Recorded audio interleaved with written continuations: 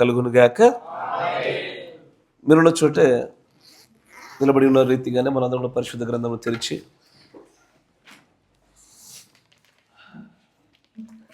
రోమీయులకు రాసిన పత్రిక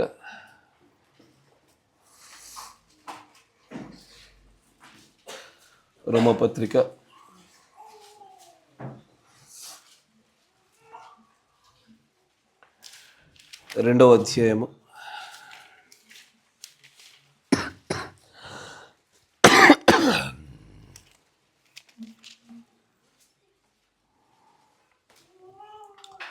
11వ వచనాన్ని గమనించుదాం. రోమపత్రిక 2వ అధ్యాయం 11వ వచనం. దేవుడికి పక్షపాతము లేదు, ధర్మశాస్త్రము లేక పాపము చేసిన వారందరూ ధర్మశాస్త్రము లేకయే నశించెదరు. ధర్మశాస్త్రము కలిగిన వారై పాపము చేసిన వారందరూ ధర్మశాస్త్రానుసారముగా తీర్పు నొందుదురు. దేవుడికి స్తోత్రములు కలుగునుగాక. మీరు చూడ తలనుంచండి, కళ్ళు మూసుకొని ప్రార్థన చేసుకుందాం. మహాపరిశుద్ధుడు అయినటువంటి ప్రియమైన ప్రభువైన యేసుక్రీస్తు దేవా, గొప్పదైనటువంటి సాక్ష్యములను ప్రభువా నీ ప్రజల మధ్యలో మీరు నైనా ఇలాగూ ప్రకటింపజేసిన విధానం వచ్చి మీకు కృతజ్ఞతాస్తుతులు చెల్లిస్తా ఉన్నాము. నువ్వు ఇంకను నిన్న నేడు నిరంతరం ఏకరీతిగా ఉన్నావన్న మాటకు అవే సూచక క్రియలు వెంబడించుచున్నటువంటి గొప్ప సాక్ష్యాలు విన్నాము నాయన. సమయాన్ని బట్టి ఇంకా అనేకులు ప్రభ చెప్పవలసిన వారై ఉండగా దాని విషయంలో కూడా ప్రభ మీరు మాకు నేను అనుకూలతలు దయచేయమని ప్రార్థిస్తూ ఉన్నాము. అంతేకాకుండా ఈ చదవబడిన లేఖన భాగాన్ని బట్టి నేను మిమ్మల్ని స్తుతిస్తూ ఉన్నాము. దయచేసి ఈ గడియ వర్తమానం కూడా మేము అందరం కూడా గ్రహింపవలసిన సంగతులను గ్రహించినట్లుగా ప్రభ మా అందరితో కూడా మీరు మాట్లాడమని ప్రార్థిస్తూ ఉన్నాము. గ్రహింపు శక్తిని, బోధింపదగిన ఆత్మను, నీ ఆత్మ సంచారం ఈ స్థలంలో కలిగింపజేయమనియు ప్రభువా, ఏ ఉద్దేశంతో ఈ స్థలంలోనికి నీ ప్రియమైన ప్రజలు వచ్చి ఉన్నారో తిరిగి వెళ్ళినప్పుడు ప్రభువా నిజంగానే మార్పు చెందినటువంటి నీ చేత సమాధానపరచబడినటువంటి నాయన ఏదో ఒక బలమైనటువంటి ప్రభుల ఆత్మ చేత నీ పరిశుద్ధాత్మ శక్తి చేత మాత్రం నింపబడి వెళ్ళినట్లుగా సహాయం దయచు. కృపగల దేవనైనా సహాయం అనుగ్రహించు నైనా. నువ్వు అడుగువాడికి ఖచ్చితంగా అనుగ్రహిస్తానని మాటిచ్చిన దేవుడవయ్యా. ఇద్దరికంటే ఎక్కువగా సమకూర్చబడిన ఈ సమూహం మధ్యలో నువ్వు ఉన్నావని విశ్వసిస్తా ఉన్నాము. కనికరం చూపి అల్పులం అయోగ్యులమైన మమ్మల్ని అందరూ కూడా ప్రభు మీరు ఒకసారి జ్ఞాపకం చేసుకొని వృద్ధిపరచమని ప్రభు అయిన యేసుక్రీస్తు నామములో ప్రార్థన చేయుచున్నాము. ఆమేన్.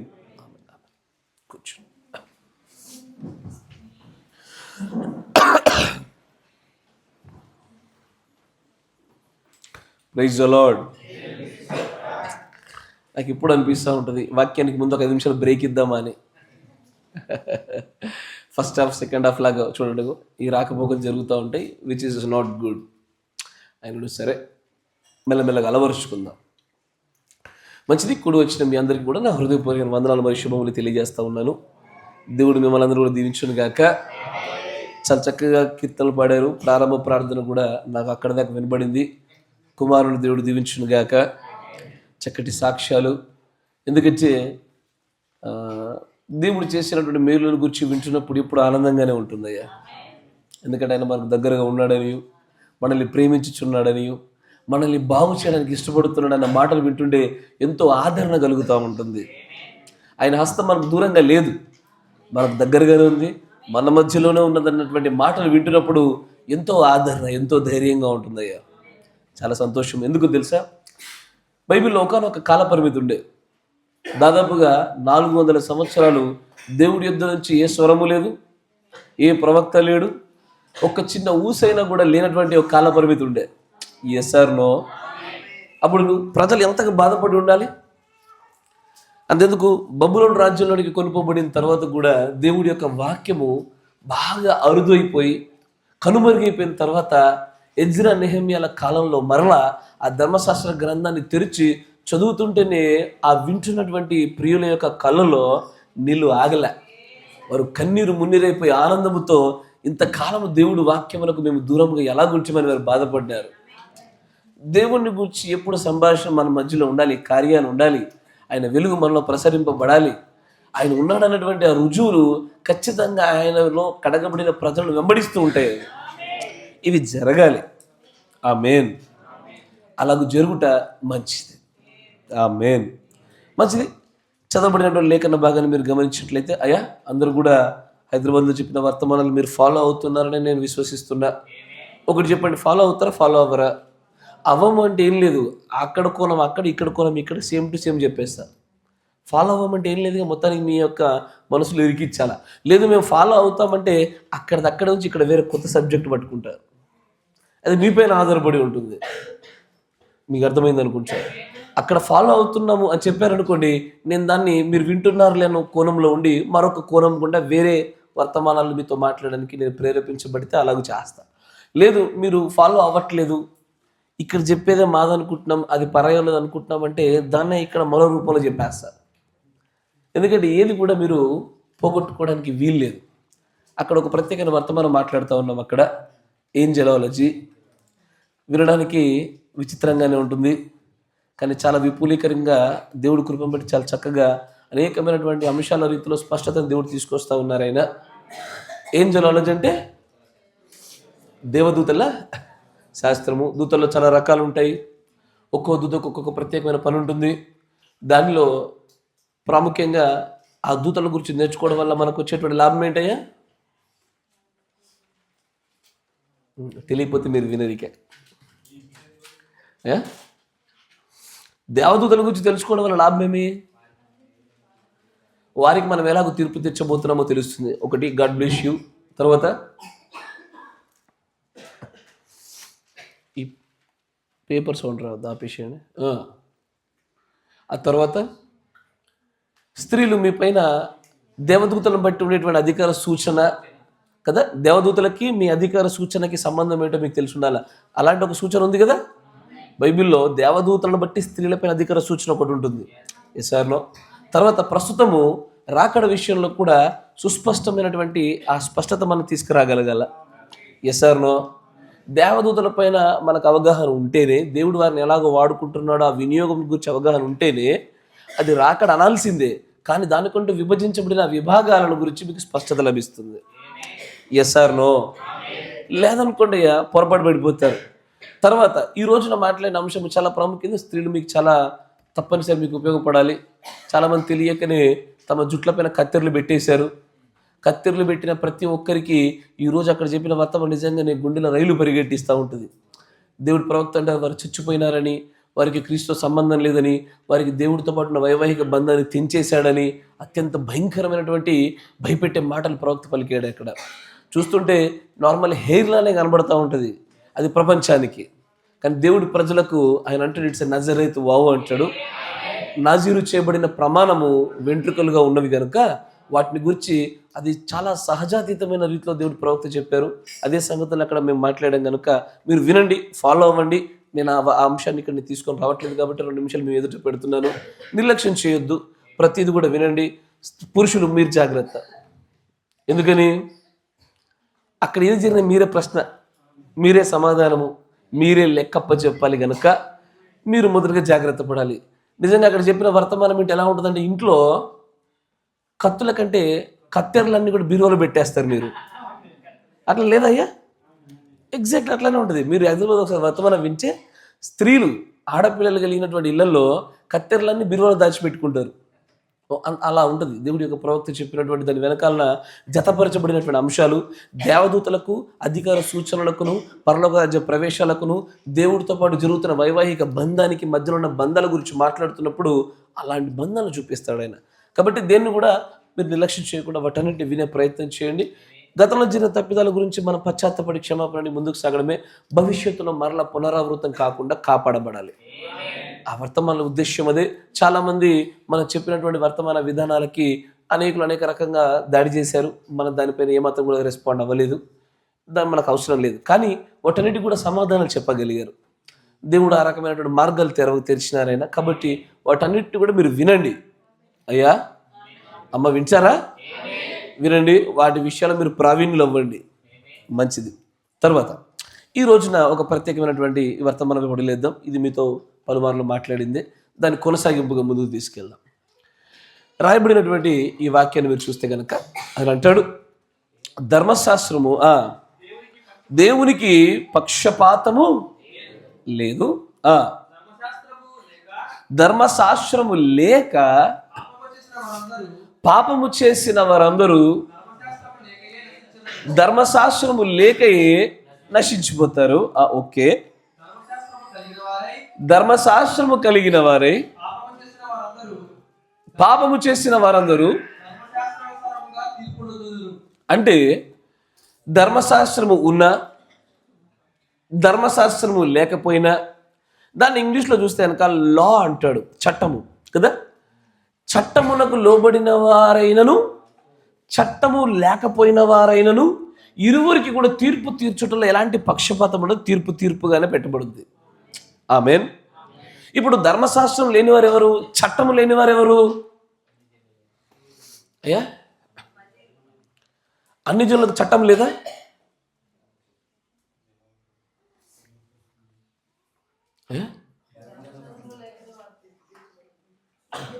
ధర్మశాస్త్రం లేకయే బాగానే లేఖనం మళ్ళీ ఒకసారి రిపీట్ చేశారు. నేను అడిగింది, అన్య జనులకు చట్టాలు ఉన్నాయా?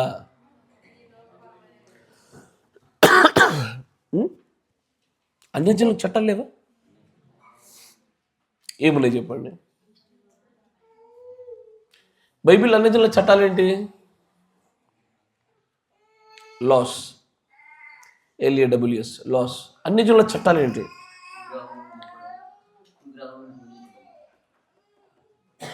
అన్యజనులను ఈ ధర్మశాస్త్రంలోనికి, దీనికి వారికి మధ్యలో ఉండేటువంటి ఆ రిలేషన్ని, దేవుడి ధర్మశాస్త్రము దేవుడి చట్టానికి అన్యజనులకును వీరిరువురికి మధ్యలో ఉండే బంధాన్ని గురించి చూస్తే ఇది నేరుగా ప్రస్తావించబడకుండా అడపాదడప అక్కడక్కడక్కడ కొన్ని చట్టాలు పెట్టబడ్డాయి.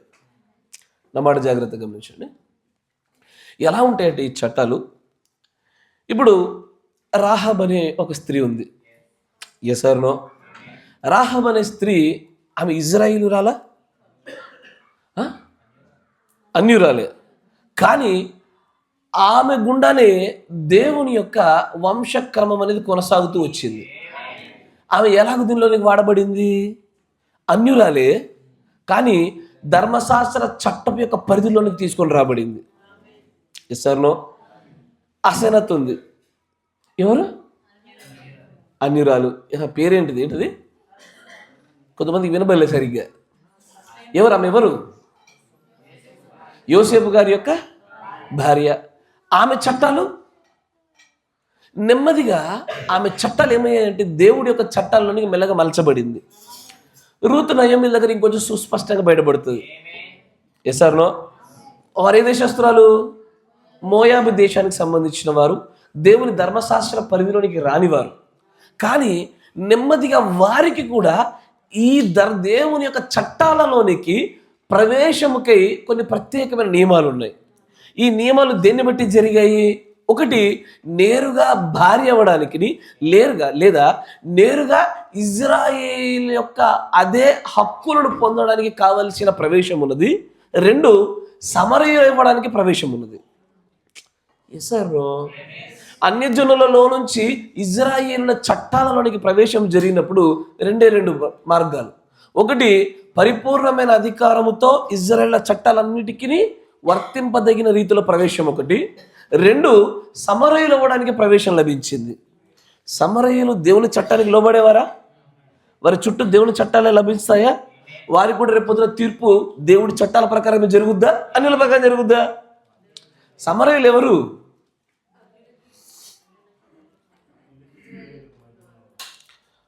ఇజ్రాయేలులకు అన్యులకు మధ్యలో ఉండేవారు, మధ్యలో పుట్టిన వారంతా సమరయులు అవుతారు. ఎందుకు? ఇలాంటి ఎప్పుడైనా జరిగిందా బైబిల్లో? జరిగింది చాలా చోట్ల. ఎప్పుడైతే ఇజ్రాయిల్లో నిజంగానే వైవాహిక బంధాల విషయంలో కొన్ని జరిగాయి, అప్పుడు శత్రు సైన్యం పైన దాడి చేయడము, అక్కడ ఉన్నటువంటి రూపవతుల్ని ఇజ్రాయిల్లో చేర్చుకోవడము, ఇలాగ చేయడం వల్ల ఏం జరిగిందంటే ధర్మశాస్త్రము లేకుండా ఉండిన వారు ఉన్నారు, ధర్మశాస్త్రం గలవారు ఉన్నారు, ధర్మశాస్త్రం లేని వారు ధర్మశాస్త్రం గలవారి యొక్క గుంపులోనికి చేరికైన వారు ఉన్నారు. Yes or no? రూతు నయోమిల దగ్గర కూడా అంతే. రూత్ అంటది, ఇకపైన నీ నియమాలు నా నియమాలు. Yes or no? నీ లా ఆఫ్ రిడెంప్షన్ నా law of redemption. Yes or no? కరెక్టేనా? నీ లా ఆఫ్ గ్రేసే నా లా ఆఫ్ గ్రేసు. ఏ చట్టాలలో అయితే నువ్వు కొలవబడితివో అవే చట్టాలు నా పైన కూడా ఇప్పుడు ఆపాదించబడినట్లుగా నేను నీ దాననైతిని, నీతో ఏకీభవించి తిని. అయితే ధర్మశాస్త్రం లేకుండా ఉన్న వారిని ఎట్లా తీర్పు తీరుస్తాడు ఆయన? తీర్పు తీర్చాలంటే ఏదో ఒక కొలమానం ఉండాలి కదా. Yes or no? తీర్పు తీర్చాలంటే ఏదో ఒక కొలమానం ఉండాలి. మరి ధర్మశాస్త్రం లేని వారికి ఎలా తీర్పు తీరుస్తాడు ఆయన?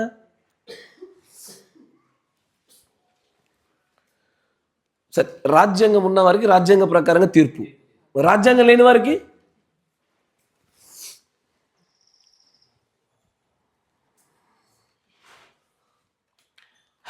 సరే, మీరు తప్పిదం చేశారు, మిమ్మల్ని రాజ్యాంగ ప్రకారంగా తీర్పు తీర్చారు.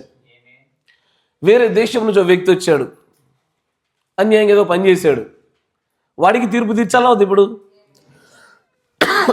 దేన్ని బట్టి తీరుస్తారు వానికి? వాడి రాజ్యాంగాన్ని బట్టి తీస్తారా?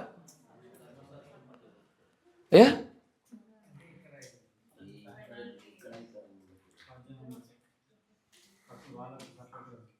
వాళ్ళకి సెపరేట్ రాజ్యాంగం ఉంటుందా?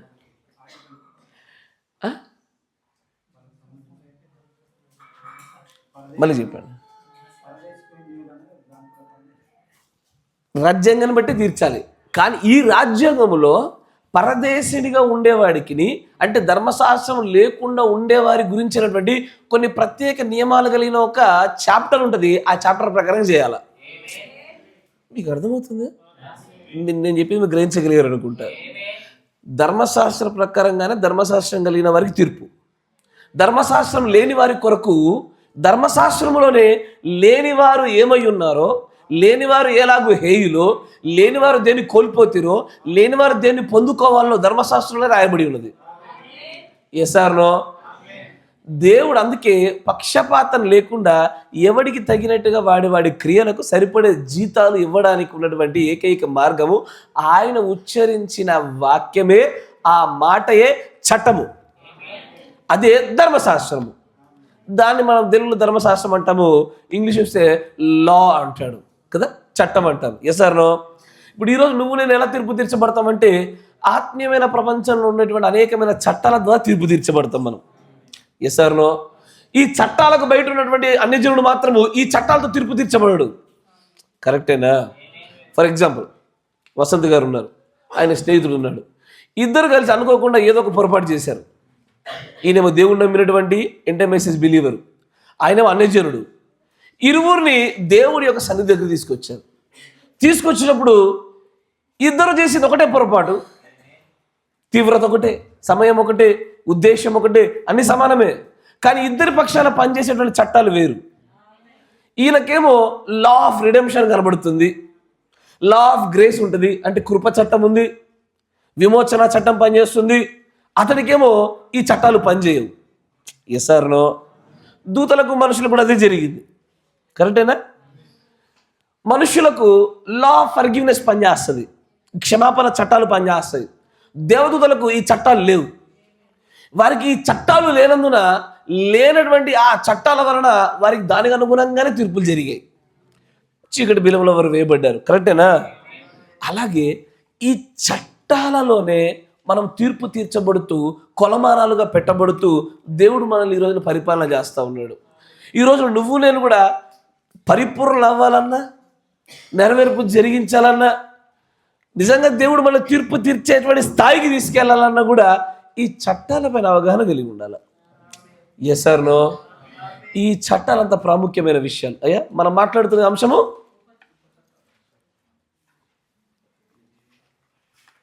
ఉపచట్టాలు. ఎందుకైతే అయ్యా ఉపచట్టాలు దేనివి? సంఘ ఉపచట్టాలని మాట్లాడుకున్నాం, అది ఇంకా మొదలు పెట్టలే. అది మళ్ళీ ఏదైనా భేదమైన విత్తనాలు వేస్తే వర్తమానం వస్తుంది. ఇప్పుడు వద్దు, మనం మాట్లాడుతుంది ఆత్మీయ ప్రపంచంలో ఉన్న చట్టాలు, ద స్పిరిచువల్ లాస్, ఆత్మీయ ప్రపంచ చట్టములు. Yes or no? మీకు జ్ఞాపకం ఉందా మనం మాట్లాడిన వర్తమానం? అది ఎంత మాట్లాడినా తెలుసా? 100%లో 5% మాట్లాడుకున్నాం మనం. వెరీ లిటిల్, చాలా తక్కువ మాట్లాడుకున్నాము. ఎన్ని చట్టాలు ఉన్నాయి ఆత్మీయ ప్రపంచంలో? అరే చెప్పయ్యా, చెప్తాలే, ఎవరు అన్నారు చట్టాలు చెప్తాలే. తెలుగు మీడియం చెప్పొచ్చు మాకు. ఒకటి పాప నియమము, మరణ నియమము, జీవ నియమము, ఇవన్నీ బైబిల్లోనేనా? కరెక్టేనా? తర్వాత పరస్పర విరుద్ధ నియమం, మంచిగా రాసుకో తల్లి. పరస్పర విరుద్ధ నియమము, విమోచన నియమము, క్రీస్తు నియమము, దైవ నియమము, ప్రేమ నియమము, ద లా ఆఫ్ అడాప్షన్, పుత్ర స్వీకార నియమము, కృపా నియమము, ఇది కానుక నియమమా? కాల నియమమా? ఓకే, క్షమించాలి. కాల నియమము. అయ్యో, కానుకలకు నియమాలు ఉన్నాయి తెలుసా? కానుకల నియమాలు ఉంటాయి తెలుసా మీకు? పడుపు సొమ్ము తీసుకురాకూడదు, కుక్క సొమ్ము తీసుకురాకూడదు. ఎస్ఆర్లో ఎంతమంది విన్నారు? దానికి నియమాలు ఉంటాయి. సరే, తర్వాత సంగతి. ఆత్మీయ చట్టాలకు వద్దాం. ఫస్ట్ కాల నియమము, ఇంకా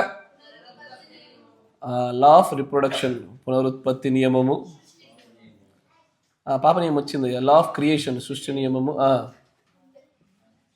అంతే వచ్చినాయా?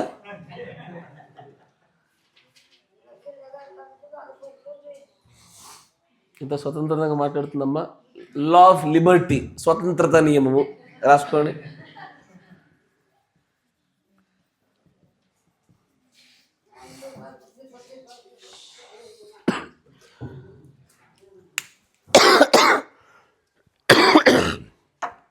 In the realm of spirituality, ఆత్మీయతకు ప్రపంచాలలో ప్రాముఖ్యమైనటువంటి చట్టాలు ఇది.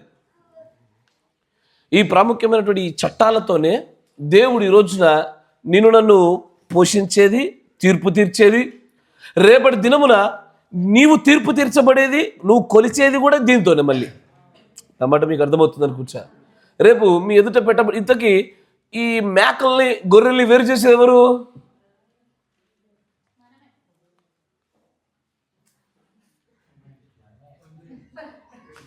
గట్టిగా ధైర్యంగా చెప్పారు. సహోదరుని దేవుడు దీవించును కాక. అంత ధైర్యంగా చెప్పాలి గట్టిగా మీరు. ఒక రోజున మత్తయి సువార్త 25లో మనం చూపినట్టుగా కుడివైపు గొర్రెలను, ఎడంవైపు మేకలను వేరు చేసేది మనమే. దేన్ని బట్టి చేస్తావు నువ్వు? అరే, దేన్ని బట్టి వేరు చేసేది? చట్టాలను బట్టి చేసేది. మీకు చట్టాలతోనే మీరు వేరు చేసేది, చట్టాలతోనే తీర్పులు వచ్చేవి, చట్టాలను బట్టి ఒకరిని కొలమానాలు కొలిచేది. చట్టాలు లేకుండా ఏమీ జరగదు ఇక్కడ. ఎస్ఆర్లో దాంట్లో మీకు చివరి కనబడుతుంది చూసారా, స్వతంత్రత నియమము రాసుకున్నారా? ఇది కూడా ఉందా బైబిల్లో? చూడండి, పొరపాటు కాకపోతే.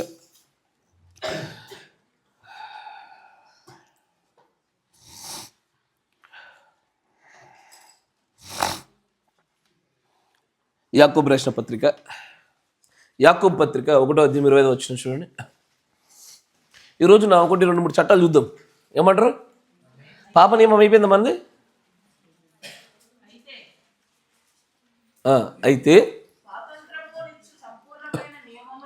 స్వాతంత్రమునిచ్చు సంపూర్ణమైనటువంటి నియమములో తేరి చూచి నిలకడగా ఉండువాడు ఎవడో వాడు విని మరచువాడు కాక క్రియలు చేయువాడునై ఉండి తన క్రియలలో ధన్యుడగు. ప్రవక్త వర్తమానం చెప్తాడు ఏమని? హియరింగ్, రిసీవింగ్, తర్వాత తెలుగులోనా? ఓకే, వినుట, గ్రహించుట, పాటించుట. ఆ వర్తమానం అంతా కూడా ద లా ఆఫ్ లిబర్టీ అన్నమాట. మీకు అర్థమవుతుంది అనుకుంటా. స్వాతంత్రమునిచ్చేటువంటి నియమమై ఉన్నది. స్వాతంత్రం ఇచ్చే నియమం అంటే ఏంటిది? అసలు వీటన్నిటికీ మొట్టమొదటి ఎక్కడ గీయాలంటే ఇక్కడ స్టార్ట్ అవుతుంది. పరస్పర విరుద్ధ నియమంతోనే ఈ నియమాలన్నీ కూడా అర్థమవుట్లుగా మనము సాగించగలుగుతాం. పరస్పర విరుద్ధ నియమం అంటే ద లా ఆఫ్ కాంట్రాస్ట్ కదా. లా ఆఫ్ కాంట్రాస్ట్ అంటే ఏంటిది? వెలుగు చీకటి, తెలుపు నలుపు, సంతోషము దుఃఖము, విజయము అపజయము, ఇంకా విశ్వాసము, తర్వాత మెలుకునుట నిద్రపోవుట, మరణము జీవము. ఇంకా మీరు ఎక్కువ చెప్తున్నా కొద్ది నాకు అర్థమవుతుంది, మీకు బాగా అర్థమవుతుందని. సత్యము అసత్యము, మంచి చెడు, మృగం ముద్ర, దేవుడు ముద్ర. Okay, continue. ఇంకా మేలు కీడు, అయ్యా నిజ కర్మేలు ప్రదర్శన, బదరి వృక్షము. ఐడియా ఉందా? కర్మేలు ప్రదర్శన ఎలా ఉంటుంది? తొడగొచ్చి నరికి చేయడం రావుతా మందిని అని నరికేస్తాడు. తెల్లారి అప్పుడు బాగానే అరిసా, బాగానే చంపా, ఇప్పుడు నా పరిస్థితి ఏంటి? నేను ఒక్కడినే ఉన్నా, ఇంకెవరు లేరు నా తోడుగా. Yes sir no? ఈ పరిస్థితులన్నిటినీ కూడా దేవుడు తన ప్రవక్త ద్వారా వివరిస్తూ అంటాడు. This is law of contrast. మీకు మంచిగా చూపిస్తాను, మనం కూడా మార్గదర్శనం చేరుతుంది. Law of contrast.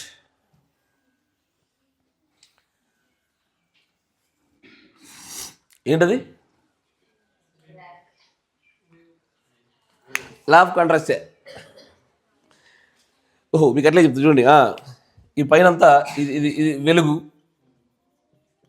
జీవము, సత్యము, మేలు, దేవుడు.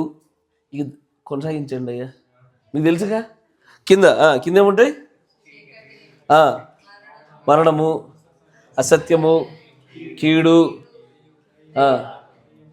బలహీనత, అవిశ్వాసము, సాతాను ముద్ర, ఇవి సాగుతూ ఉంటాయి. లా ఆఫ్ కాంట్రాస్ట్ అనేటువంటిది దేవుడు సృష్టిలోనూ ఉంచాడు, ఆత్మీయ ప్రపంచంలో మనుషుల్లో కూడా పెట్టాడు. Yes or no? అందుకే కదయ్యా ఇంతకుముందు సోదరుడు ఒక సాక్ష్యం చెప్పాడు. ఏమని? ఒక్కపట్లాగా నా మోకాలు వంగలే. Yes or no? అందరికీ జరిగేది అదే. అమ్ము మనమే సత్యపూసలైనట్టు మనందరం. అట్ట కాదు, అందరి జనం జరుగుతుంది. ఒకనొక పీరియడ్లో విపరీతమైన భక్తి చేసిన వారమే, తర్వాత వెంటనే కొంతకాలం అయిన తర్వాత ఎందుకో గ్రాఫ్ పడిపోద్ది. Yes or no? గ్రాఫ్ పడిపోద్ది. గ్రాఫ్ పడిపోయిందంటే మళ్ళీ గ్రాఫ్ పైకి లేపాల్సిందే. Yes or no? నువ్వు లేపావా మంచిది, లేకపోతే దేవుడు లేపాడు అనుకో బాగుంటుంది అది. అప్పుడు ఒక ప్రత్యేకమైన బోధకుడు వస్తాడు. ఎవరా బోధకుడు? శ్రమలనే బోధకుడు వస్తాడు. నీ అంతటా నువ్వే గ్రాఫ్ పైకి లేపితే బాగుంటుంది, లేదంటే దేవుడి శ్రమణ బోధకుడితో పైకి లేపుతాడు. అయితే ఈ లా ఆఫ్ కాంట్రాస్ట్ అనేటువంటిది ఖచ్చితంగా జీవితంలో అందరూ జరుగుద్ది. పరిశుద్ధులు అందరూ కూడా ఈ లా ఆఫ్ కాంట్రాస్ట్కే ప్రభావితం చెందినవారే. అప్పుడే ఉన్నతమైనటువంటి రాజ్యాధికారాన్ని చూశారు, వెంటనే గుహల్లోకి పారిపోయి బతికారు. Yes sir no? గొప్పదైన ప్రదర్శనలు వస్తాయి, వెంటనే హెచ్చిపోకుండా ఉండునట్లుగా తగ్గిస్తూ ఉంటాడు. వీటిని అనుమతించేది ఎవరు? దేవుడే వీటిని అనుమతిస్తూ ఉంటాడు. కానీ ఈ నియమాల పట్ల పరిపూర్ణమైనటువంటి విశ్వాసము కలిగి, మంచిగా గమనించండి, ఈ మేలుకరమైనటువంటి ఈ స్థితిలో ఉన్నప్పుడు, ఎప్పుడైతే ఈ కింద పడిపోయిన స్థితి ఉంటుందో, ఈ కింద పడిపోయిన స్థితి ఇక్కడికి రాగానే ఇక్కడ ఆటోమేటిక్గా కొన్ని నియమాలు వస్తాయి. ఈ కింద పడిపోయిన స్థితిలో దేవుడు లా ఆఫ్ గ్రేస్ని, కృపా నియమాన్ని జ్ఞాపకం చేసుకుంటాడు. Yes or no? కృపా నియమం ఎక్కడ పనిచేస్తుంది? పైనోడు కాదు, కిందున్నోడికి. వైద్యుడు ఎవరికి అవసరము? కిందున్న రోగికి అవసరము, పైన ఆరోగ్యవంతుడికి అక్కర్లా. నువ్వు కింద పడిపోయినప్పుడు ఈ స్థితిలో ఉండగానే నీకు కృపా నియమం కావాలి. ఈ కృపా నియమంలోని దేవుడిని ఏం చేస్తాడు తెలుసా? ఏం చేస్తాడు? ఇక్కడ నుంచి మెల్లగా పైకి తీసుకొస్తాడు. ఈ పైకి తీసుకొచ్చేప్పుడే లా ఆఫ్ రిడెంప్షన్ పనిచేస్తుంది. అయ్యా, లా ఆఫ్ రిడెంప్షన్ అంటే మన విమోచన చట్టము. పడిపోయి ఉన్న నీవు, దాసిగా ఉన్నటువంటి నిన్ను స్వతంత్రులుగా చేయడానికి మళ్ళీ దేవుడు నిన్ను విమోచన చట్టం గుండా పైకి తీసుకొస్తాడు. ఈ విమోచన చట్టం గుండా రాగానే ఎట్లయితే పైకి వస్తున్నావో, ఈ పైకి వచ్చి ఈ శిఖరాగ్రస్థాయికి రాగానే, ఈ శిఖరాగ్రస్థాయి ఏంటిదయ్యా?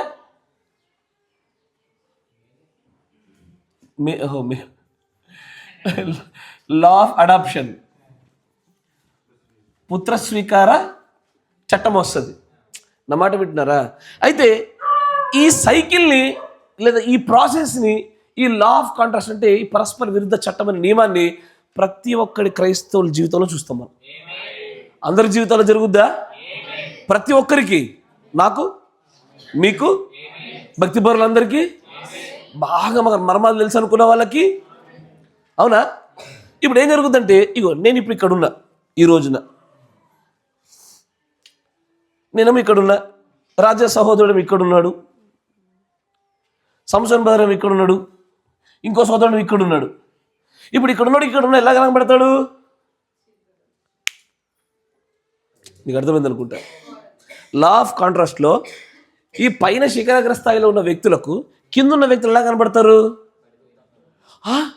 అయిపోయింది ఇక, సోదరుడు అయిపోయింది, తెలిసి తప్పు చేసిండు, అయిపోయింది ఇక, ఆయన నాశనమేగా, ఈ క్షమాపణ లేదు, అయిపోయింది, కథమేగా. అచ్చచ్చా. ఇప్పుడు ఇట్లా కొంతకాలం సాగింది నాకు.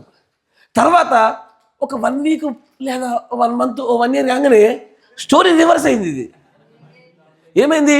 రాజా సహోదరుడు ఉన్న స్థాయిలోకి వెళ్ళిపోయినాడు, నేను కిందికి వచ్చా. ఇప్పుడు నాకు అట్లా కనబడుతుడు, అట్లా భక్తి అంటే అనిపిస్తూ ఉంటుంది. ఎస్ సార్, మీకు అర్థమవుతుంది అనుకుంటా నేను చెప్పేది.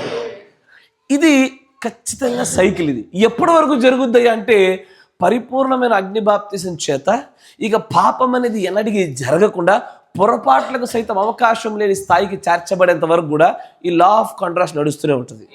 లా ఆఫ్ కాంట్రాస్ట్ ఎప్పుడు ఆపబడుద్ది అంటే ఇక ఈ సూర్యకాంతి దీపకాంతిగా ఉండకుండా యెహోవాయే మనకు దీపకాంతిగా ఉండేంత వరకు కూడా ఈ లా ఆఫ్ కాంట్రాస్ట్ నడుస్తూనే ఉండాలి. అప్పుడు మాత్రమే ఇక చీకటి లేదు, ఇక ఆకలి లేదు, ఇక మరణం లేదు, ఇక వేదన లేదు, దుఃఖం లేదు. లా ఆఫ్ కాంట్రాస్ట్ దేవుడు తీసేస్తాడు. నా మాట మీకు అర్థమవుతుందిగా? లా ఆఫ్ కాంట్రాస్ట్ దగ్గరకు వచ్చేసరికి పరిశుద్ధులు అందరూ అట్టాగే మంచిగా సమృద్ధిగా ఉన్నప్పుడేమో ప్రాంతాల్లో ఉంటారు, కరువు రాగానే మరో ప్రాంతానికి వెళ్తారు, మళ్ళీ ఇరుకులు ఇబ్బంది పడతారు, దేవుడు కృప చూపి జ్ఞాపకం చేసుకుని పైకి లేపుతారు, మళ్ళీ పడతారు, మళ్ళీ లేస్తారు, మళ్ళీ పడతారు, మళ్ళీ లేస్తారు. ఇది నువ్వు అంగీకరించవలసిన సత్యమే. ఇది ఎస్ ఆర్ నో? అమ్మో, ఈ సహోదరుని చాలా బలవంతులను అనుకున్న భక్తిలో ఇంత తొందరగా బలహీనలు అయిపోతే అనుకోలేను. డోంట్ వర్రీ, లా ఆఫ్ కాంట్రాస్ట్లో ఆమె డౌన్ సైడ్లో ఉంది. ఇప్పుడు టైం కమ్స్, ఒక సమయం వస్తుంది, ఆమె ఆకస్మికముగా తన గ్రాఫ్ పైకి లేస్తుంది. Yes or no? అందుకే దీన్ని దృష్టిలో పెట్టుకుని పౌలు గారు ఎప్పుడు ఆ మాట అంటాడు, ఏమని? ఇప్పుడే ఏది తీర్పు తీర్చడానికి మనకు కుదరదు, అంతవరకు సహించిన వాడు ధన్యుడు. అక్రమ విస్తరించుట చేత అనేకుల ప్రేమ చల్లారిపోద్ది. ఇప్పుడు ప్రేమలో చాలా ఉన్నతంగా కనబడొచ్చేమో, కానీ లా ఆఫ్ కాంట్రాస్ట్ కూడా చివరి వరకు వెళ్తున్నప్పుడు అర్థమవుతుంది. Yes sir no? ఇప్పుడు ఈ లా ఆఫ్ కాంట్రాస్ట్లో దేవుడు నిన్ను నన్ను ఏం చేయాలని కోరుకుంటాడంటే, మంచిగా గమనించండి, ఈ ఈ ఈ గ్రాఫ్ చూసారా? ఈ కిందికి పడిపోయిన గ్రాఫ్ ఉందా? ఇది ఎవరైనా ఎక్స్పీరియన్స్ అవ్వలేదా? అయ్యా, అయిన వాళ్ళు ఉన్నారా? అందరము, ఎవ్రీబడి. ఇక్కడ దేవుడు కొన్ని ప్రత్యేక నియమాలను మనము పాటించాలని ఆశపడతాడు. దీన్నే ఇక్కడ ఉన్నప్పుడు దేవుడు మనకు కోరుకుంటుంది లా ఆఫ్ క్రైస్ట్ అనే నియమాన్ని ఖచ్చితంగా పాటించాలని కోరుకుంటాడు. ఏంటది? క్రీస్తు నియమం. ఎక్కడ రాసిగో, ఈ కిందికి పడిపోతున్న సమయంలోనే క్రీస్తు నియమాన్ని మనం ఖచ్చితంగా పాటించాలని దేవుడు ఆశపడతాడు. ఏంటిదా క్రీస్తు నియమము? గలతీ రాసిన పత్రిక, త్వరగా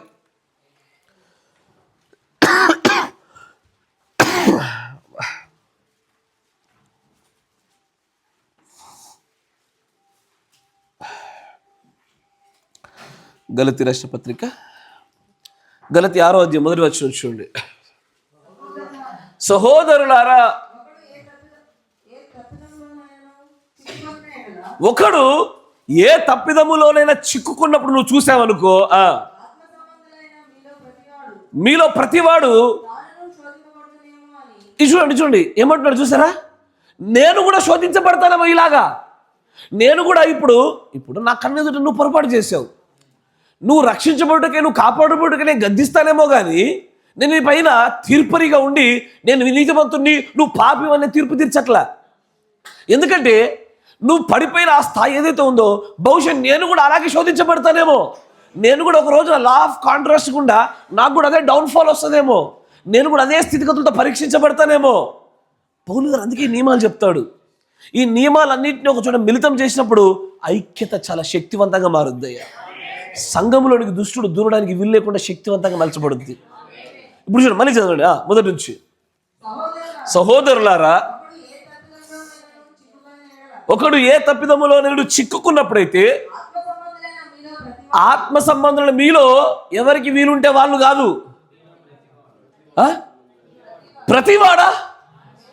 ప్రతివాడు అంటే ఒక్కడు తప్పు చేస్తే ఎన్ని ఫోన్లు రావాలా? అన్నీ రావాలా? ఎందుకంటే ఈ నియమము, ఈ బాధ్యత, ఈ కచ్చడ అందరికీ పెట్టబడింది. ఎవరో దగ్గరున్న వాళ్ళకో, అన్ని క్లోజ్గా పంచుకునే వాళ్ళకో, కొద్దిగా స్వతంత్రత ఉన్న వాళ్ళకో ఇది కాదు, అందరికీ పెట్టబడ్డ నియమం ఇది. ఎస్ సార్, ఈరోజు నేను చర్చికి రాలేదనుకోండి, నాకు ఎన్ని ఫోన్లు రావాలా? కానీ ఒక్క ఫోన్ రాదు. ఒకసారి ఆలోచించండి. ఏదో నా బుద్ధి గైడిది, ఒకరోజు చర్చి మానేసా, ఫోన్ తీరా చూసుకుంటే ఎన్ని మిస్ కాల్స్ ఉండాలా? 60-70 మిస్ కాల్ ఉన్నాయి. ఎట్లుంటుంది? దీని భయం కన్నా చర్చికి రావాలా? ఇప్పుడు ఇంతమంది కాల్ బ్యాక్ చేయాలా వద్దా? చేయకపోతే బ్రదర్ నేను ఫోన్ చేశాను, నాకు కాల్ బ్యాక్ చేయలేవు చూడు నువ్వు అని అంటారు. కాబట్టి ఇప్పుడు 60-70 మందికి ఫోన్ చేయాలంటే ఎంత టైం పడుతుంది? 60-70 సార్లు సేమ్ ఆన్సర్ రిపీట్ చేయాలా? ఏ అబద్ధం, ఏ కాకమ్మకత చెప్పి తప్పించుకుంటారు. కానీ ఆ కాకమ్మకత 60-70 సార్లు రిపీట్ చేయాలా? ఈ బాధ కన్నా సరే వచ్చి మొహం చూపించిపోతే బాగుండరు అనుకుంటారు. గట్లనే చుట్టం సుప్పుకొచ్చిన వాక్యం లాగేస్తుంది బయటకి ఇట్టగా. ఎస్ సార్, నో, ఈ నియమాలు ఉన్నట్టుగా పాటిస్తే వాళ్ళు సంఘం ఆటోమేటిక్గా అదే ఎదుగుద్ది ఆత్మీయతలో అని అంటాడు. ఎక్కడా మనము ఆ విధముగా శోధించబడుతున్నామేమో అని తన విషయంలో చూసుకొనుచు, అంటే ఆ పొజిషన్లో ఏం చేయాలి? ఇప్పుడు ఇక్కడ వ్యక్తి ఉన్నాడు, ఇక్కడున్న వ్యక్తిని ఏం చేయాలా? నేను కూడా అదే పొజిషన్లో ఉంటే నా పరిస్థితి ఏంటి? అక్కడ నేను ఉన్నప్పుడు నన్ను ఎవరైనా వదిలేస్తే అలానే ఉంటుందా? లేదు. ఏం చేయాలి? సాత్వికమైన మనస్సుతో అట్టి వారిని మంచి దారిలోకి తీసుకురావాలి. ఎక్కడంటే ఈ లా ఆఫ్ కాంట్రాస్ట్లో కింద పడ్డోని వెంటనే పైకి గుంజాల. ఈ గుంజే క్రమంలో నువ్వు కింద పడొద్దు. మళ్ళీ అర్థమైందా? గుంజే క్రమంలో నువ్వు ఆయన కింద పడేవు, కింద పైకి తీసుకురావాలా. ఇలాగూ ఒకడి భారములు ఎప్పుడు భారాలు? ఏది భారము? అయ్యా, ఏ బాధ్యత అయినా సరే శక్తికి మించిందే భారం అవుద్ది. కరెక్టేనా? ఇజ్రాయేలు పైన బరువులు పెట్టారయ్యా, వారి భారాలు పెంచబడ్డాయి. వారి బాధ్యతలు ఏం చేశాడు? ఇంకొంత కొలమానాల కొలతలు పెంచేశారు. ఇప్పుడు ఈ భారము ఎప్పుడైతే బాధ్యతలు అనేవి భారం ఎప్పుడు మలచబడుతుంటే శక్తికి మించిందిగా దారిపోతుంటే భారం అవుద్ది. ఇప్పుడు ఒకరి భారాలు ఒకరు మోసుకోమంటున్నాడు. ఎస్ సార్, నో, నేను ఫలానా ఒక విషయంలో నా బాధ్యతలు నాకు భారమే. కరెక్టేనా? నీకు మరొక కోణంలో మరొక విషయంలో నీకున్న కొన్ని బాధ్యతలు నీకు భారము. Yes sir, no. ఇప్పుడు నేను సండే ఇక్కడ ఉండనయ్యా, పొద్దున ఇక్కడ వంటలు ఎప్పుడు నాకు భారమే. నాకు భారమే. నేను ఆడ నుంచి ఇటు వచ్చేసరికి నాకు 100 స్టోరీలు నిలబడతాయి. మిరపకాయల దగ్గర కొట్టుకున్నారు, ఉల్లిగడ్డల దగ్గర కొట్టుకున్నారు, కట్టెలు పోయాను ఒకరు, గ్యాస్ ఉన్నాను ఒకరు. Yes sir, no. ఏం చేద్దును? అది నాకు భారం. ఎందుకంటే నేను చేయలేను. అది నా బాధ్యతల్లో అది నాకు భారంగానే పెట్టబడ్డది. నాకు సహాయకులు కావాలి. Yes sir, no. నీ జీవితంలో కూడా నీకు అప్పచెప్పబడిన బాధ్యతల్లో కొన్ని నీ శక్తికి మించిన ఉన్నవి, అవి నీకు భారాలు. బాధ్యతలు మోయం, మనము భారాలు మోస్తాము. మీకు అర్థమైంది అనుకుంటా? నీ కనీస బాధ్యతలు నేను చేశాక నువ్వెందుకు? ఇంకా నీ బాధ్యతలు కూడా నేనే నెరవేర్పు జరిగించాక నీ ఉనికికి ఏం లాభము? నువ్వు పొందుకునేటువంటి గొప్ప ఆ బహుమానం ఏముంటుంది? ఇంక పొందుకునేది ఏముండదు. ఏదైతే నీ పరిపూర్ణమైన శక్తిలో నువ్వు కష్టపడుతూ ఉండగా బయటకు తీసుకెళ్ళండి. పరిపూర్ణమైన శక్తిలో కష్టపడుతూ ఉండగా ఇక శక్తికి మించింది ఏదైతే ఉంటుందో దాన్ని భారముగా చూడాలి. అది ఆ భారాలు ఒకరొకరు ఖచ్చితంగా మొయ్యాలి. ఇది క్రీస్తు నియమం. ఇది చట్టం. ఇది ఆత్మీయతలో నిన్ను నువ్వు బలపరచుకోవడం నీకు చేతనైతే బాగానే ఉండు. నీకు కుదరకే మరొకరి సహాయం కావాల్సి వచ్చింది. ఇప్పుడు ఒకటి భారంలో ఒకటి మోసుకునుట, ఇది ఆత్మీయతలోనా భౌతికంగానా? అయ్యా, రెండా? Of course. నీకు ఆకలిస్తుంది అనుకో, బ్రదర్ మంచి పోపేసుకొని తిను అని చెప్పుడు వేరు, పదార్థం ఇచ్చుడు వేరు. చలేస్తుంది అనుకో, బ్రదర్ అట్లా ఉండద్దు, చలి కాచుకో అని చెప్పుడు వేరు. గట్టు మీద ఉండి 100 మాటలు మంచిగా మాట్లాడతారు అందరూ. Yes sir no? గట్టు మీద ఉండి తీర్పులు వలవలవలు వస్తాయి, గట్టు మీద ఉండి మాటలు చకచక వచ్చేస్తాయి. అందరి కొంపల్లోనికి వారి యొక్క సమస్యలోనికి దూరి వారి సమస్యలను సరిచేయుటకు ఈ భారంలో ఒకరినొకరు మోసుకునే నియమాన్ని నెరవేర్పు జరిగించినప్పుడు బాగానే ఉండేది. ఇది జరిగించాలా. దీన్ని కొనసాగింపు చదవండి. ఒకటి భారములు ఒకడు భరించి. ఎగ్జాక్ట్లీ. ఇలాగే కేఫ్ అనబడినటువంటి ఒక ఆయన లా ఆఫ్ కాంట్రాస్ట్ ప్రకారంగా అప్పుడే పెంతకోస్తు దినం నాడు చేసినటువంటి ఆ స్పీచు దద్దరిల్లిపోయింది. తీరా చూస్తుంటే కొంతమంది సహోదరుల దగ్గర అన్ని జనులతో పాటు కూర్చొని తింటున్నప్పుడు సడన్గా యూదులు వచ్చారు. లే చదువుకుంటున్నాడు. చదువుకుంటున్నప్పుడు ఆత్మీయతలో ఈయన లా ఆఫ్ కాంట్రాస్ట్లో ఇట్స్ ఎ డౌన్ఫాల్. తన యొక్క పాటు అది. ఆ పాటులో ఇంకొక ఆయన ఉన్నాడు, బాగా పుస్తకాలు చదివిన ఆయన. ఆయన రాస్తుంటే సరిగ్గా అర్థం కాదంట. ఆయన వచ్చి అంటాడు, లేదు సోదరుడా, నువ్వు తప్పు చేసావు అని వెంటనే తానున్నటువంటి శిఖరాగ్ర స్థాయిలోనికి ఇతను పైకి తీసుకొని పెట్టుకున్నాడు. ఆయన ఆత్మీయతలోను, పదార్థాల విషయంలోను, భౌతిక అవసరతల్లోనూ భారములు మోయాలి. నేను మళ్ళీ చెప్తున్నా, బాధ్యతలు కాదు. భారములకు బాధ్యత ఏంటిది? శక్తికి మించింది. నీ శక్తి ఎంత? జోయల్ ఉన్నాడు. జోయల్ రోజంతా కష్టపడితే జోయల్కి 1000 రూపాయలు వస్తాయి. తన శక్తి అంతే, ఇంకా అంతకుమించి చేయలేడు సోదరుడు. నా మాట మీకు అర్థమవుతుందా? సోదరుడు తను దినమంతా కష్టపడినప్పుడు తను రోజుకు ఒక 1000 రూపాయలు సంపాదించగలుగుతాడు. ఆ 1000 రూపాయల ఖర్చులో నేను ఎంత మాత్రం సహాయం నేను చెయ్య. ఆ 2-3 రోజులు ఇంట్లో పండుకున్నాడు. ఇప్పుడు ఆ 2000 మిస్ అయినాయి. ఆ 2000 పూర్తి ఏదో వస్తువు కావాలా? ఇప్పుడు ఆ వస్తువు విషయంలో లేదన్నావు అనుకో, నేను అసలు కొనియ్య, రూపాయి కూడా ఇయ్య. కానీ అతడు రోజు వారి 1000 కష్టపడి సంపాదిస్తూ తన పూర్ణ బలము దాటిన తర్వాత కూడా ఇంకొంత అదనపు ఖర్చు వచ్చింది. ఇది భారం. ఈ భారాన్ని మాత్రం అందరూ పంచుకోవాలంటాడు ఆయన. Yes sir no? అపోస్తలులు అందరూ కూడా అమ్మి ఒక చోటికి తీసుకొచ్చి పెట్టినప్పుడు కూడా ఒకరి భారాలు ఒకరు అలాగే మోసుకోగలిగారు. అందరూ ఒకే స్థాయి శక్తి సామర్థ్యాలు కలిగి ఉండరు. అందరూ ఒకే రకమైనటువంటి ఆర్థికంగాను ఆత్మీయంగాను అందరి శక్తి సమానమైనది కాదు. సమానమైన దిశగా మనం అడుగులు వేస్తా ఉన్నాం ఈ రోజున. కానీ అది సమానము చేయబడుటకు ఒకటి భారాలు ఒకడు మోసుకుంటే నియమమే మన సమానులుగా చేసేది. మీకు అర్థమైంది అనుకుంటా. కుమారుడు కష్టపడతాడు, రోజు 1000 రూపాయలు కష్టపడి సంపాదిస్తున్నాడు. నెలకు ఎంత అవుతుంది? 30,000 వచ్చాయి బేట. కానీ వాడికి 35,000 ఖర్చు వచ్చింది. దేన్ని బట్టి?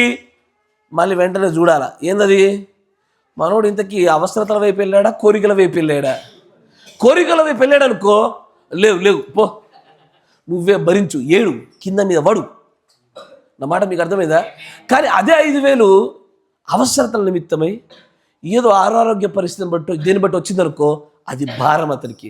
ఆ భారాన్ని మనం అందరం మోయాల్సిందే. ఇలాగున ఒకటి భారాలు ఒకటి మోసుకోవాలా, మోయాలా, అంతేనా? మోసే ప్రయత్నం ఉంటే అందమా? ఈ వద్దొద్దనే బ్యాచ్ అంత ఏందో తెలుసా? రేపు పొద్దున నన్ను అడుగుతాడేమోనని, నేను తిరిగి కట్టాల్సి వస్తుందేమోనని. మీకు అర్థమైందా? ఇప్పుడు నేను మీ ఇంటికి వచ్చి తిన్నా అంటే రేపు దాని అర్థం ఏంటిది? రేపు మీ పొద్దున మీ ఇంటికి పెట్టాలి. నేను రుణస్తునవుతున్నా. ఇట్లా రుణస్తులు అవ్వడానికి కూడా భయపెట్టాలి లేకపోలే. Yes sir no? అమ్మో పాస్టర్ ఇంటికి వచ్చి ఛాయ్ అయితే రేపు పొద్దున పాస్టర్ వచ్చినప్పుడు ఛాయ్ వేయాలా? ఈ రుణానికి కూడా భయపడే వాళ్ళు ఉన్నారా? ఉన్నారు. వీళ్ళకేం కొదవలేదు, మస్తు వీళ్ళు కూడా. దీనికి భయపడతారా? కాదు. ఈ లా ఆఫ్ కాంట్రాస్ట్లో ఈ డౌన్ఫాల్ అనేటువంటిది ఖచ్చితంగా ప్రతి ఒక్కరు కలిగి ఉంటారు. ఇది ఆర్థికంగా కలిగి ఉంటారు, ఆత్మీయతలో కలిగి ఉంటారు, ఆరోగ్యాల్లో కూడా కలిగి ఉంటారు. మీకు జ్ఞాపకం ఉందా? ఆరోగ్యాల్లో కలిగి ఉన్నప్పుడు కుటుంబం టపా అని పేషెంట్లు అయ్యారు అందరూ. ఎవరు పట్టించాలా? ఎవరు వంట చేయాలా? మీకు అర్థమవుతుందా? అప్పుడు ఏం కావాలా? మన భారాన్ని ఒకరు మోసుకోవాలా. దానికి అమ్మో మేము రుణస్థులమైనాం, అప్పుల పాలైపోయినాము, ఏంది సహాయ విషయంలో మళ్ళీ రేపు వాళ్ళకి చేయాలా అని ఇది అచ్చిపుచ్చుకునేది కాదు. ఇది దేవుని వాక్యం ఏం చెప్తుంది? మనం ఒకటికొకటి ఏం అచ్చి ఉండాలి అంటే ప్రేమ తప్ప ఇంక ఏ విషయంలో మనం అచ్చి ఉండకూడదు అని ఉంటుంది. ఇది ప్రేమలో ఉండేటువంటి అప్పులే. ప్రేమే మన అప్పు. Yes sir no? ఈలాగు భారాలు మోసుకోవాలి. ఇట్లా భారాలు మోసుకోవాల్సిన చోట ఏమైందంటే నా బాధ్యతలు కూడా నువ్వే మోయని చెప్పామనుకో సంఘం మోయదు. నా మాట మీకు అర్థమవుతుందా? బాధ్యతలు సంఘం మోయదు, భారాలు మోస్తుంది. ఈ రెండింటికి వ్యత్యాసాలు తెలియాల. నా మాట మీకు అర్థమవుతుందా? భారాలు మోయిస్తుంది కానీ బాధ్యతలు మోయదు. ఇక బాధ్యతలు కూడా మోసే చోటుకి వచ్చి సంఘం నాకేం చేసింది, సంఘం నాకేం చేయట్లేదంటే ఎందుకు చేస్తా? సంఘాలు భారాలు మోస్తుంది, బాధ్యతలు మోయదు. బాధ్యతలు నువ్వు మోయాల. మనుషుడిగా దేవుడు నీకు ఇచ్చిన శక్తి సామర్థ్యాలను బట్టి నీ పని అది. నీ శక్తికి మించిపోతుంది చూసావా, ఆ భారాన్ని మాత్రమే ఒకరినొకరు మోసుకోవాలి. Yes or no? తర్వాత గలతీ ఇంకొంచెం ముందు కూడా దాన్ని అంటాడు, ఇలాగు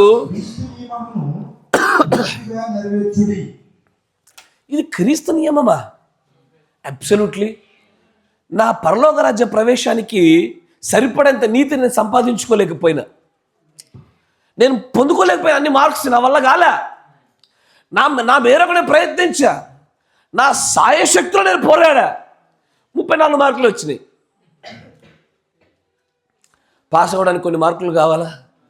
అదేమో భారం అయిపోయింది. I'm not able to change my self. ఇప్పుడు ఏమవసరము? క్రీస్తు వచ్చి మెల్లగా చెయ్యేసి లేపుతున్నాడు. ఆయన లేపి క్రీస్తు అంటాడు ఏమని, ఇదిగో నువ్వు చేయలేకపోయావు కదా, నీకు భారమైన వాటిని నేను లేపి చూపిస్తున్నాను అంటాడు. ఈరోజు నా దేవుడి యొక్క క్రీస్తు యొక్క నియమం అలాగే ఉంది. మనతో ఏది కాలేదో అదే మనం దేవుని దగ్గర పొందుకుంటాము. సమస్తము దీపం పెట్టి దేవుడా అని చూసుకునేది కాదు ఇది. Yes or no? ఇక మనం ఏ ప్రయత్నం చేయొద్దా? మొత్తం దేవుడికి పైన వదిలేద్దామా? కాదు. మనకు భారమైన వాటిని మాత్రమే ఆయన మోస్తాడు, మిగిలిన వాటిని మనమే చేయాలా. Yes or no? అయ్యో, సమస్త భారం మోస్తున్న సమస్త జనులారా నా యొద్దకు రండి, మీకు ఏది భారమైతేనే. కానీ ఆయన సిలువ భారం కాదే. కరెక్టేనా? ఇష్టపడేవాడికి సిలువ భారం ఎందుకు అవుద్ది? సులువేగా. ఎస్ఆర్లో అయినా సరే మన బుద్ధిమాంద్యాన్ని బట్టి, మనలోని విశ్వాస లోపాలను బట్టి, కొన్ని ప్రత్యేకమైనటువంటి పరిస్థితులను బట్టి ఏం జరుగుతున్నాయి అంటే కొన్ని భారంగానే భయపడుతున్నాయి. కొన్ని పాపములు జయించుట భారం అవుతుంది, కొన్ని ఆర్థిక పరిస్థితులు జయించుట భారం అవుతుంది, కొన్ని సమస్యలు మార్చుట భారం అవుతుంది. అక్కడ ఏం కావాలంటే క్రీస్తు నియమం నెరవేర్పు జరిగించినట్లుగా ఒకరి భారములు ఒకరు మోసుకున్నట్టు జరగాల.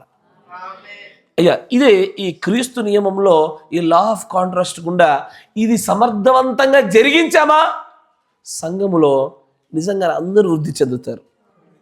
ఏ ఒక్కరు కూడా సహాయం లోపము కలిగిన వారు ఎవరు ఉండరు. ఒకరికొకరు మద్దతు ఇవ్వగలుగుతారు. అప్పుడు మీరు ఒకరినొకరు ప్రేమించుకునడం వలన మీరు నా శిష్యులు అనబడతారని మాట చెప్తాడు ఆయన.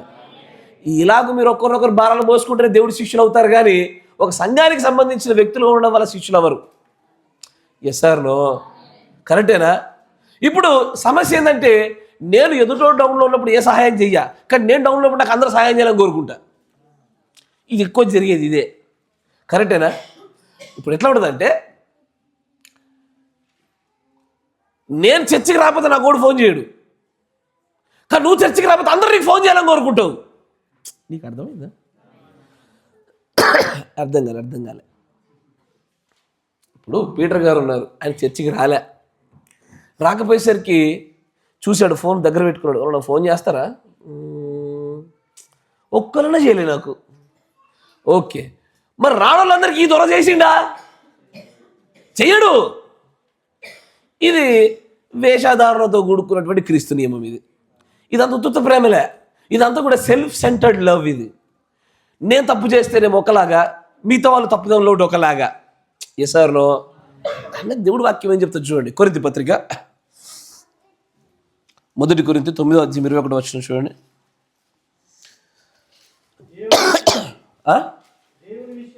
దేవుడి విషయమై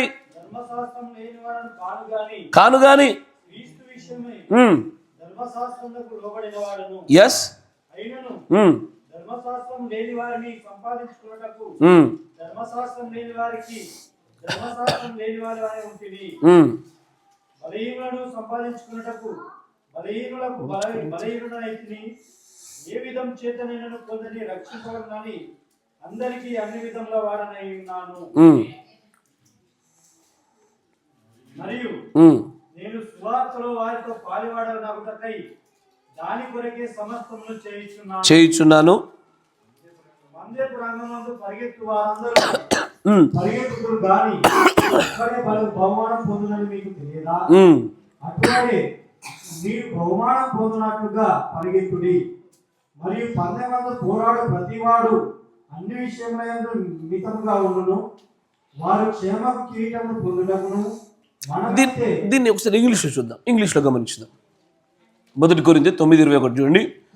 టు దెమ్, ఎవరికైతే ధర్మశాస్త్రము లేదో వారికి ధర్మశాస్త్రం లేకుండానే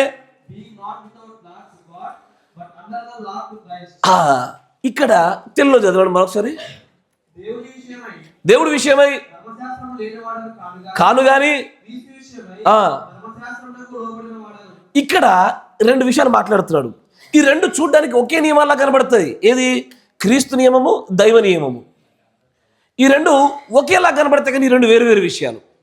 ఈ రెండిట్లో ఉండేటువంటి నియమాలు వేరు వేరు. అదే మీకు అర్థమవుతుందా?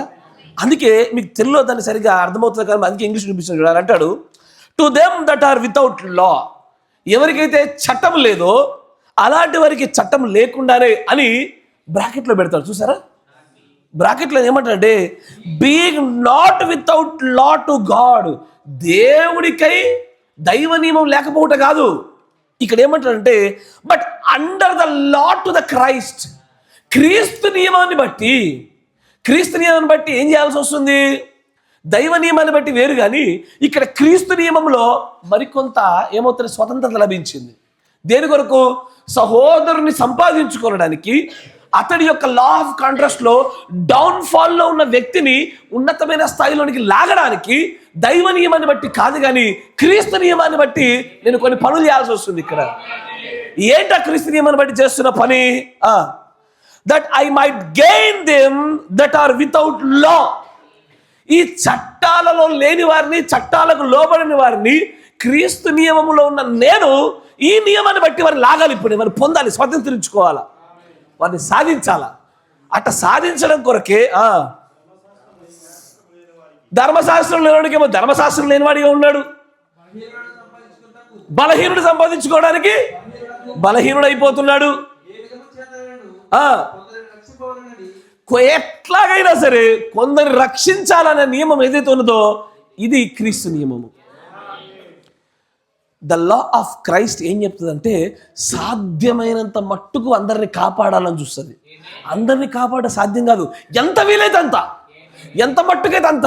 కానీ దాని ప్రయత్నములో నన్ను నేను కోల్పోను, నేను అపవిత్రను అంటించుకోను, నా భక్తి నేను కోల్పోను, నా చట్టాన్ని నేను దాటిపోను.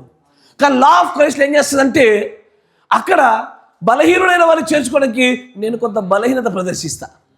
నేను బలహీనుడు అవ్వను. ఎట్లుంటుంది? ఈ పిల్లోడు ఉన్నాడు, ఇది 24 గంటలు క్రికెట్ పిచ్చే, 24 గంటలు క్రికెట్ పిచ్చే. మనమేమో క్రికెట్ ఆత్మ జయించి బయటకు వచ్చాము. ఇప్పుడు వానితోని రా అని దొరకబెట్టి ఎన్ని ముచ్చట్లు పెట్టేవాడు మనతో మాట్లాడు. ఇప్పుడు వాడిని సాధించుకోవాలంటే ఏం చేయాలా? క్రికెట్ ముచ్చట్లు పెట్టాలా? నెక్స్ట్ ఎప్పుడు ఉంది బయట? కప్పు టోర్నమెంట్ ఎప్పుడు ఉంది? మొన్నాడు కోహ్లీ గారు ఏమన్నా ఆడిండా అని అనాలి. ఇప్పుడు ఆయన ముంగట నేను దూరం చూసుకోవడానికి ఏమనిపిస్తుంది? అమ్మో, ఈ పాస్టర్ స్టేజ్ మీద భక్తి అంటాడు, కానీ వీడు క్రికెట్ పిచ్చోడే అనిపిస్తుంది నీ కంటికి. కానీ అక్కడ లా ఆఫ్ క్రైస్ట్ పనిచేస్తూ ఉంది. నేను బలహీనుడైన నా సహోదరిని సంపాదించుకున్నటకు బలహీనుడికి నేను బలహీనుడయ్యాను. మీకు అర్థమవుతుందా? ఇది లా ఆఫ్ క్రైస్ట్లో భాగము, కానీ దీనికి హద్దులు ఉంటాయో, దీనికి మళ్ళీ షరతులు ఉంటాయి. జాగ్రత్త. అదే ఎట్టబడతట పోయేది కాదు ఇది. నిన్ను అపవిత్రపరుచుకొని పూర్తిగా కోల్పోనట్లుగా ఉండకూడదు ఇది. ఎస్ఆర్నో ఇప్పుడు ఇలాగ చేయాలా. అందుకే మీరు కొన్నిసార్లు చూడండి, పాస్టర్ కూడా ఏం చేస్తాడు, బాగా వయసున్న పాస్టర్లు యవనస్తున్న పిల్లలు అనుకోండి, జాన్ బ్రదర్ ప్రైజ్ లార్డ్, రండి అంతేం లేదు అక్కడ. యాక్చువల్గా వాళ్ళకి వీళ్ళకి సింక్ అయ్యే మ్యాటర్లు ఏమి ఉండవు. వాడి బ్రెయిన్, వాడి ఆలోచన, వాడి తలంపులని వేరే ప్రపంచంలో ఉంటాయి. ఇతగాడిది వేరే ఉంటుంది. ఎక్కడో కామన్ పాయింట్ ఎతకాలి వాడిని బలపరచడానికి. ఎస్ఆర్లో మీకు అర్థమవుతుందా?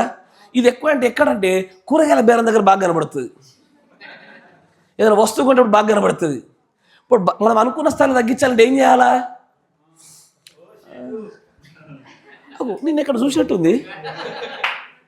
జక్రాన్ వల్ల అంటే ఏం చేస్తున్నాం మనం అక్కడ? ఒక కామన్ పాయింట్ ఎత్తుకుతున్నాం మనం, కామన్ పాయింట్. అట్టాగే ఈ డౌన్ఫాల్లో ఉన్న వ్యక్తిని, భారముగా భావించిన వ్యక్తిని పైకి లాగుటకు దైవ నియమం కాదు, దైవ నియమం వేరు. దైవ నియమం గురించి మళ్ళీ చెప్తా. దైవ నియమం రోమపత్రిక 7వ అధ్యాయంలో కనబడుతుంది మీకు. పాప మరణ దైవ నియమాలు ఉంటాయి, దానిలో అక్కడ చెప్తా. ఇది క్రీస్తు నియమం.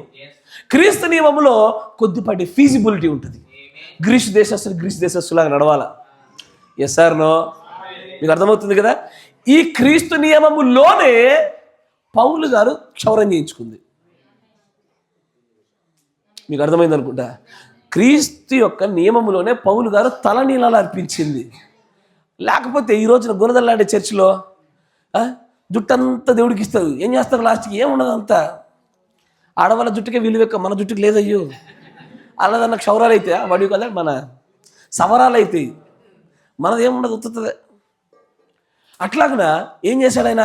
యెరూషలేం ప్రాంతంలో ఉన్న వారికి ఈయన సువార్త ప్రకటించినప్పుడు ఈయన శత్రువు కాకుండా ఈయన అధికులంగా అనేకలు చేర్చుకున్నట్లుగా ఉండడానికి అక్కడున్న సహోదరులు నువ్వు వస్తే చంపేస్తారు, నీ పైన చాలా కోపంతో ఉన్నారు అన్నప్పుడు, ఏదైనా ఒక మొక్కుబడి తీర్చుకొని చూపించన్నప్పుడు క్రీస్తు నియమములో అనేకులు సంపాదించుకునేకై బలహీనుడైన వారికి బలహీనుడు అవునట్లుగా క్రీస్తు నియమంలో ఆయన చేసిన చిన్న పని.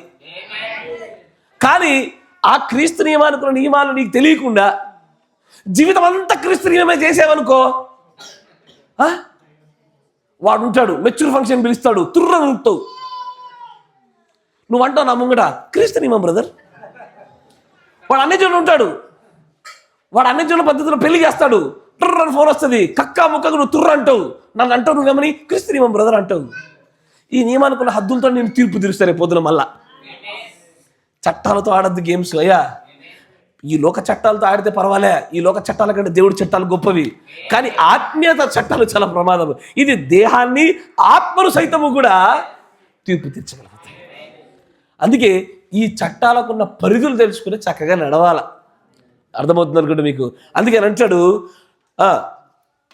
Being not without law to the God but under the law to the Christ. దైవ నియమం లేకపోవడం బట్టి కాదు, క్రీస్తు నియమమును బట్టి ఏదో విధముగా ఎంతో కొంతమందిని చేర్చుకోవాలా, పట్టుకోవాలా, సాధించాలా.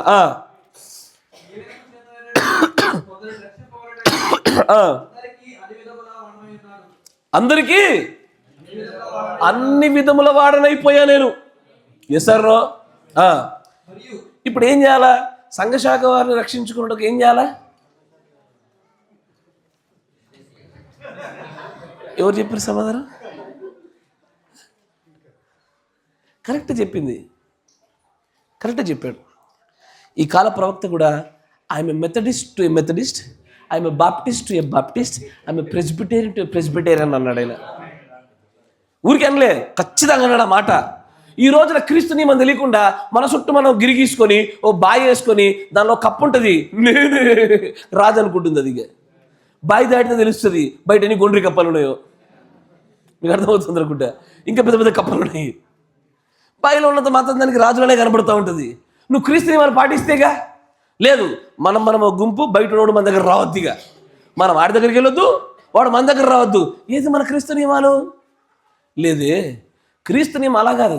క్రీస్తు నియమము వ్యక్తిగతంగా పడిపోతున్నటువంటి డౌన్లో ఉన్న వ్యక్తిని పైకి లాగడానికి, సంఘాన్నైనా సరే, లేదా ఒక కాపర్నైనా సరే, ఒక కుటుంబాన్నైనా సరే, అది ఆత్మీయంగానైనా సరే, ఆర్థికంగానైనా సరే, భారముల విషయంలో ఖచ్చితంగా మనం సహాయం చేయాల్సిందే. ఇది క్రీస్తు నియమం. ఇది ఎసార్నో?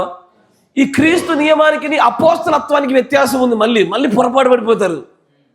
నేను క్రీస్తు నియమాన్ని నెరవేర్పు జరిగించాను, 4 సంఘాలకు మేలు చేశాను కాబట్టి నేను అపోస్తలుని అయిపోతానా? పులిని చూసి నక్క వాత పెట్టుకుంటే అవుతుంది. ఇది కాదు, రెండు వేరు. ఈ క్రీస్తు నియమం అనే బాధ్యత అందరిపైన ఉంది. అపోస్తలత్వం కొంతమంది పైన, ఎన్నిక పైన వారు ఉంటుంది. అది మీకు అర్థమవుతుంది అనుకుంటా. అందరు అపోస్తలు అవుతారా? ఎన్నిక చేయబడి పంపబడిన వారు తప్ప. కానీ ఈ క్రీస్తు నియమం అనే భారాన్ని మోయుట అందరికా కొందరికా? అయ్యా అందరికీ కదయ్యా. ఎసార్నో?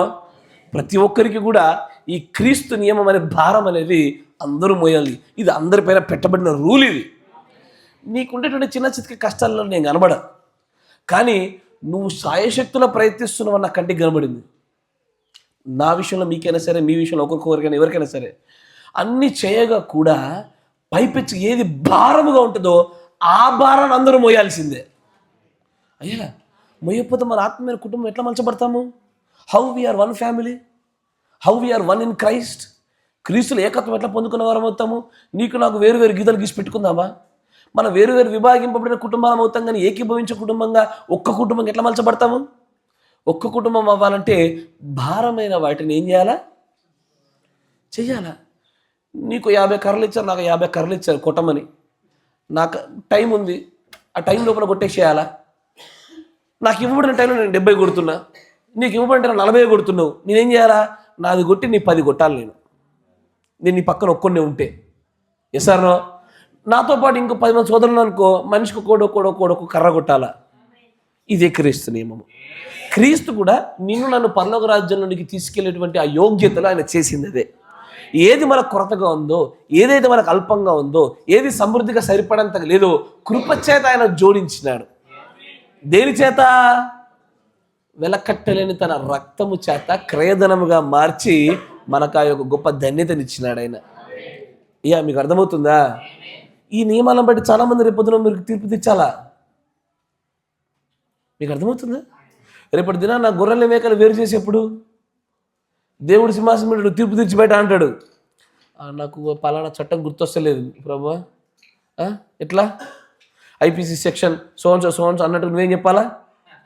క్రీస్తు నియమము 2.3 4వ లైన్ ప్రకారంగా నువ్వు దోషి పో అనాలా?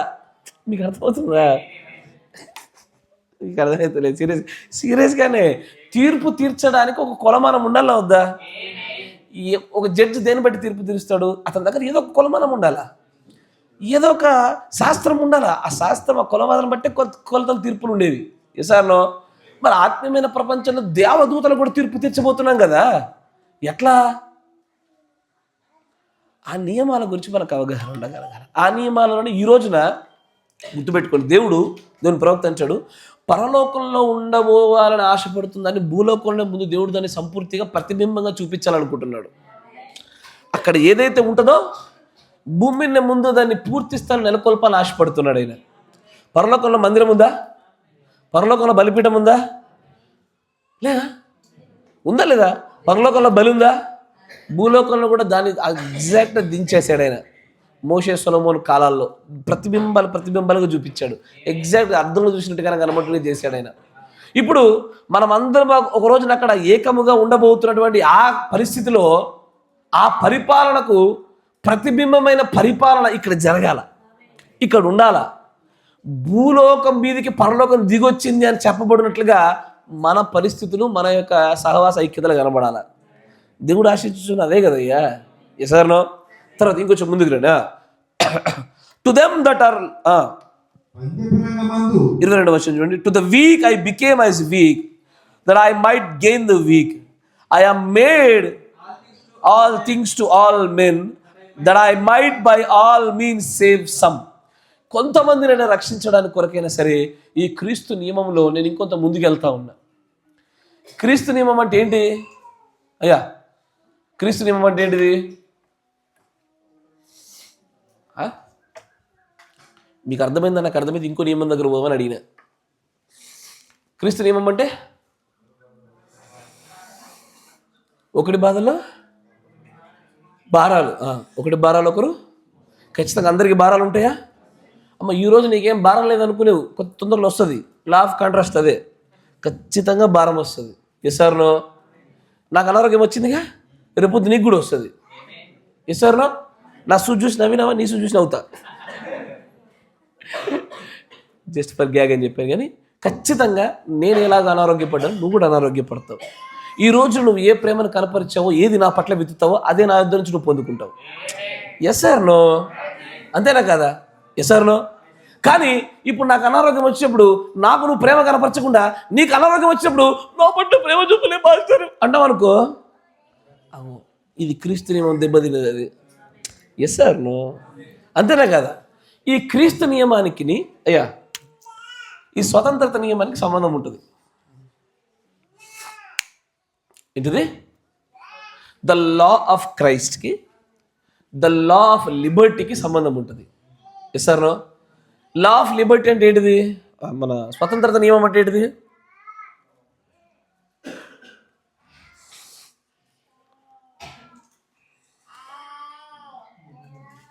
పేరులో ఉంది కదా, అంత కష్టపడ్డారు. చదవండి యాకోబు పత్రిక 1:2 చదవండి, మీకు అర్థమవుతుంది. అమ్మా, అయితే సంపూర్ణమైన నియమములు పేరు చూచి నిలకడగా ఉండువాడెవడో వాడు విని మరచువాడు కాక క్రియను చేయువాడై ఉండి తన క్రియల ధన్యుడగును. ఇక్కడ వినుటలో ధన్యులవుట వేరు, గ్రహించుటలో ధన్యులవుట వేరు, క్రియలలో ధన్యులవుట వేరు. ఈ ప్రవచన గ్రంథం ఉన్న వాక్యములు వినువాడును గైకొనువాడును ధన్యుడు. Yes or no? వినువాడు ధన్యుడు మర్మములు కాబట్టి, గైకొన్నాడు ప్రత్యక్షత లభించింది, వారికి ఇవ్వబడే ధన్యత వేరు. కానీ ద లా ఆఫ్ లిబర్టీలో ఏం జరుగుద్ది అంటే వినుట, గైకొనుట, పూర్తిగా దాన్ని పాటించుట వలన ఆ పరిపూర్ణమైనటువంటి ఆ ధన్యత అంతా కూడా లా ఆఫ్ లిబర్టీలో లభిస్తుంది. ఈ స్వతంత్రత నియమంలో పౌలు గారు అంటారు ఏమని? నేను ఏదైనా చేయగలుగుతా, కానీ అన్నీ చేయదగినవి కావు. ఉన్నారా పౌలు గారు? ఇది ఆయనకి ఇవ్వబడినటువంటి లా ఆఫ్ లిబర్టీ. ఆయన ఆ చట్టాన్ని ఏ స్థాయి వరకు చూశాడంటే, నిజంగా చెప్పాలంటే ఏ స్థాయి వరకైనా సరే పౌలు గారు ఏ కార్యం చేసినా దేవుడు ఏమన్నాడని. కాకపోతే ఈ లా ఆఫ్ లిబర్టీని ఒక్కొక్కలాగా వాడుకుంటాడు. మీకు ఒక ఉదాహరణ చూపిస్తా. నేను భక్తిలోకి వచ్చి 15-20 సంవత్సరాలు అవుతుంది. ఈ పిల్లోడు కొత్తగా వచ్చాడు. కొత్తగా వచ్చిన ఈ వ్యక్తికి నేనేం చేశా, ఇద్దరం కలిసి వెళ్ళాము. ఒక ఆయన అన్యజనుల విగ్రహం దగ్గర ఒక లడ్డు తీసుకొచ్చి నాకు ఇచ్చాడు. వీడు ఆసక్తిగా చూస్తున్నాడు అన్న ఏం చేస్తాడని. నేను, ప్రభువా, ఏ పదార్థమైన నువ్వే తయారు చేయాలా, నువ్వు లేకుండా ఎవడు తయారు చేస్తాడు? ఆడెవడో తీసుకెళ్ళి చిన్న పదార్థాన్ని ఒక విగ్రహం దగ్గర దాని దగ్గర పెట్టినంత మాత్రాన దీని సృష్టికర్త యొక్క దాని యోగ్యత, దాని క్రెడిబిలిటీ వాడికి పోదు, నీదే. ఇది నువ్వు చేసావు, పరిశుద్ధపరచు అని తిన్నానా? నేను దేంతో తిన్నా? ప్రార్థన చేసుకొని నా లా ఆఫ్ లిబర్టీని వాడుకొని తిన్నా. కానీ నా లా ఆఫ్ లిబర్టీ ఏమైందంటే కొత్తగా వచ్చినోడు చచ్చిపోతున్నాడు. కొత్తగా వచ్చినోడు భక్తిలో జారిపడిపోవడానికి కారణమవుతుంది అని అన్ని పౌలు గారు అంటారు. బాబు, ఈ లా ఆఫ్ లిబర్టీ అనే జ్ఞానం మంచిగా దగ్గర పెట్టుకో. నువ్వు ఏదైనా చేయగలుగుతావు, ఏం చేసినా దేవుడు అంగీకరిస్తాడు. కానీ అన్నీ చేయదగినవి కావు. అన్ని వేళలా అందరి ఎదుట చేయదగినవి కావు. Yes sir? ఎందుకు కావు? ఒక్కొక్కరి పర్సెప్షన్ ఒకలాంటిది. Yes sir? నో? ఒక్కొక్కరి పర్సెప్షన్ ఒకలాంటిది. ఇప్పుడు వాక్యం నిలబడి చెప్పొచ్చా, కూర్చొని కూడా చెప్పొచ్చా?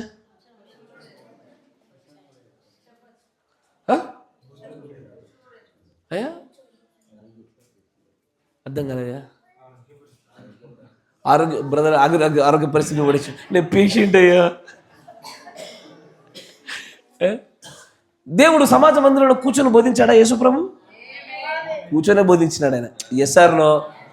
కానీ ఏమవుతుందో తెలుసా, ఇక్కడ భిన్నాభిప్రాయాలు ఉత్పత్తి అవుతాయి. ఏమని? భక్తిలో అప్పుడే వచ్చిన వాడు వాక్యం బోధించినప్పుడు కూర్చొని బోధిస్తారా? ఇంత గర్వం రా బాబు, వాక్యాన్ని గౌరవించాడు ఆయన. ప్రవక్త కూడా వాక్యం చెప్పినప్పుడు సంఘాన్ని లేపాడు, ఆయన కూర్చొని బోధిస్తాడా అంటాడు. Yes or no? కూర్చొని బోధించవచ్చు అనేటువంటి లా ఆఫ్ లిబర్టీ నాకు తెలుసు, కానీ నేను వాడుకోను. దేనికి?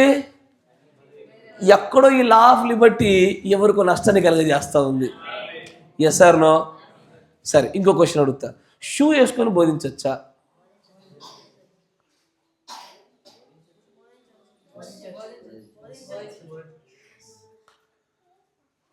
బోధించవచ్చా షూ వేసుకొని? మోషే, నీ పాదరక్షమును విడుము అంటే ఇప్పుడు ఇది కాదా? ఏం మాట్లాడుతున్నారు మీరు? అది ప్రాంగణము, ఇది పరిశుద్ధ స్థలము. పులిపేట అతి పరిశుద్ధ స్థలమేగా, మరి ఏం మాట్లాడినారు మీరు? బహు విచిత్రులు అయిపోయారయ్యా. ఇది అతి పరిశుద్ధ స్థలమే. మీరు యాజకులకు ఇది ప్రధాన యాజకుడి స్థలానికి సాదృశ్యం అని చెప్పలే దేవుడు? Yes sir? నో? షూ వేసుకొని బోధించవచ్చా? సరే, ఇంకొక షూ వేసుకొని వినొచ్చా? అమ్మ మీకు మాత్రం భలే సౌలభ్యతలు లభించాయా? కూర్చొని వినొచ్చా? కూర్చొని బాధించచ్చు. ప్రవక్త గారు ఇండియాకి ట్రిప్కి వచ్చినప్పుడు కూడా ఆయన కొన్ని చోట్ల వచ్చినప్పుడు షూదీషే అన్నారట. చికెన్ షూ తీసేశారు. తీసేసినాక దండలేశారు. సరే దండలు వేయించుకున్నాడు, రకరకాల పనులు చేశారు, అంత ఓకే అన్నాడు. సేమ్ ఆయన కూడా మంచి పాస్టర్ లాగే పులిపిడివి చెప్తా మీ సంగతి అనుకున్నట్టు అటు వెళ్ళాడు. అటుకి వెళ్ళి ఇండియా ట్రిప్ అని మొదలు పెట్టాడు. ఇప్పుడు అన్నాడు ఇండియా ఫుల్ ఆఫ్ సూపర్ స్టిషన్స్, మూఢనమ్మకాల దేశం అది అన్నాడు ఆయన. ఎవరు నాయన అక్కడికి వెళ్ళేదాకా తెలియలేదు మన పరిస్థితి ఏందని. ఇక్కడ ఉన్నప్పుడు దండ వేసుకుంటే కొంతమంది అది గూగుల్లో ఉన్నటువంటి దండ వేసుకున్న ఫోటో చూపించి ప్రవక్త వేసుకున్నాడు మనం వేసుకోవద్దా చూడు ప్రవక్తను ఫాలో అవ్వని చెప్పి దండ వేసారు కొంతమంది. దాన్నే ఇంటికి వెళ్ళాక తిట్టి చంపిండు ఆయన. ఇక్కడ ఉన్నప్పుడు పోయి ఏదో అది ఆచారం తెలియక కానిచ్చి పోనీలని కానిచ్చాడు. ఆడికి వెళ్ళాక చంపేశాడు ఆయన. షూ వేసుకొని బోధించచ్చా?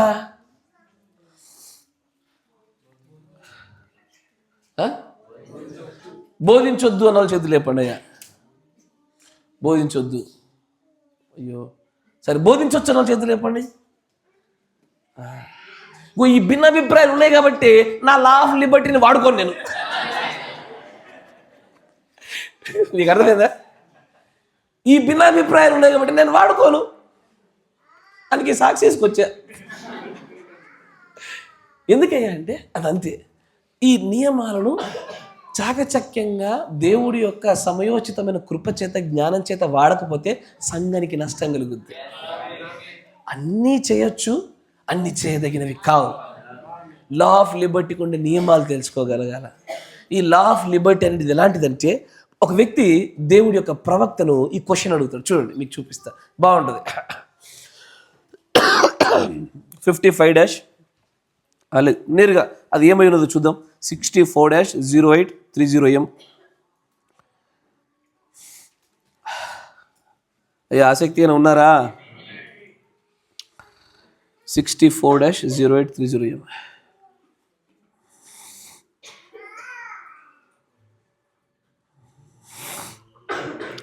$229 పేరు చూడండి. దానిపైన ఒక క్వశ్చన్ ఉంటుంది. విల్ వాట్ ఒక్క నిమిషం ఆగండి అమ్మా. 229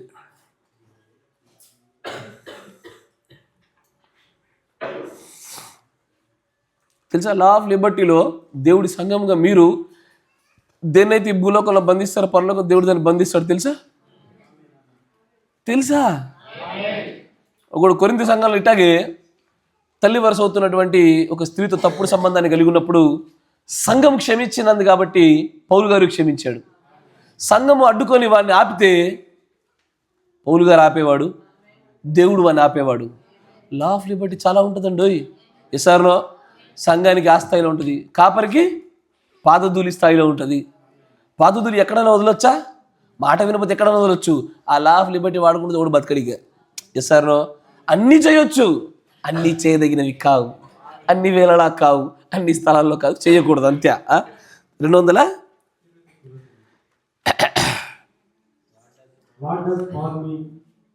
229లో ఆ పైన 358 పేరాలో క్వశ్చన్ అడుగుతాడు. What does Paul mean freedom and liberty in Christ? క్రీస్తులో స్వతంత్రత, క్రీస్తులో స్వేచ్ఛ అంటే ఎలా ఉంటుంది? పౌలు గారికి క్రీస్తులో స్వేచ్ఛ ఉందా? ఖైదీయా?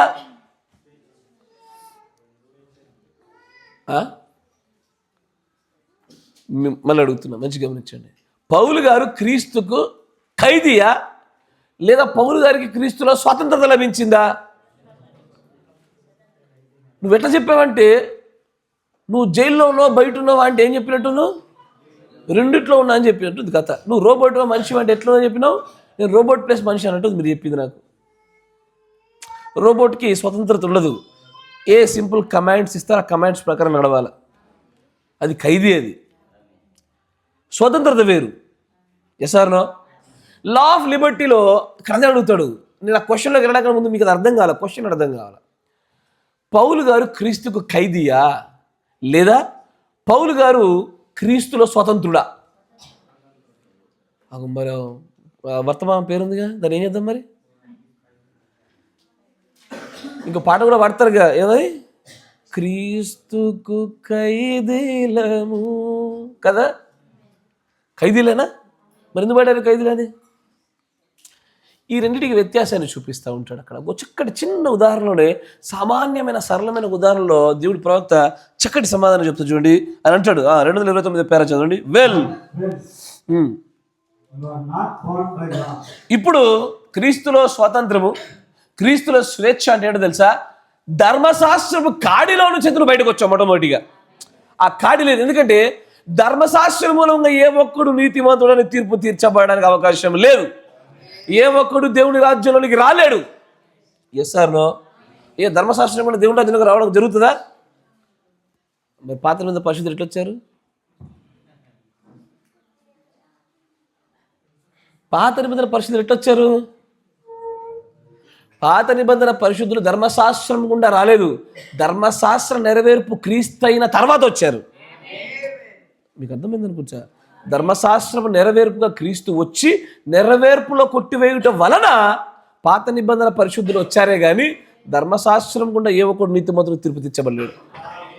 తర్వాత చూడా నువ్వా ఉదాహరణకి ఒక చిన్న ఉదాహరణ చెప్తాడు ఆయన. దేనికి? క్రీస్తులో మన లా, దాన్ని బట్టి కాదు, Liberty, the law of Liberty, స్వేచ్ఛ నియమాన్ని గురించి చెప్తానంటాడు.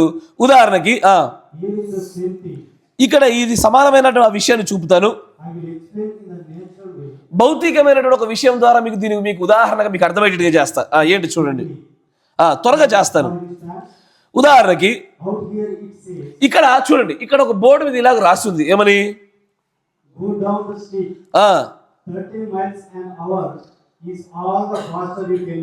ఇక్కడిగో మీరు ఈ మార్గం గుండా వెళ్ళాలనుకుంటే ఈ దిశలో వెళ్ళొచ్చు అని పెట్టి అక్కడ బోర్డు మీద 30 కిలోమీటర్ల స్పీడ్ మాత్రమే అని పరిమితి రాశారు.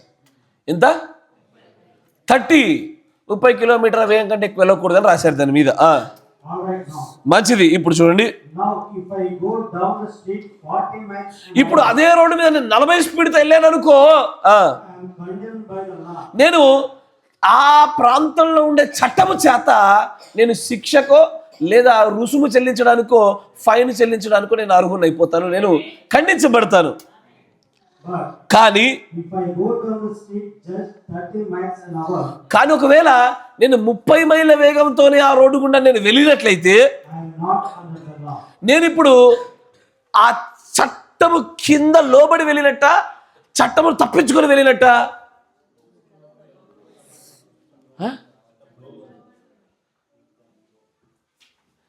ఇప్పుడు ఈ రెండింటి సమాధానాలు మీరు చెప్పడంలోనే పౌలు గారు క్రీస్తుకు ఖైదీయా, క్రీస్తుల స్వాతంత్రుడా అని మీకు అర్థమైనట్టు. లోబడ్డం వల్ల లోబడి తప్పించుకున్నాడా? లేదా తప్పించుకోవడానికి లోబడ్డా? లోబడి తప్పించుకున్నాడా? అంతేనా?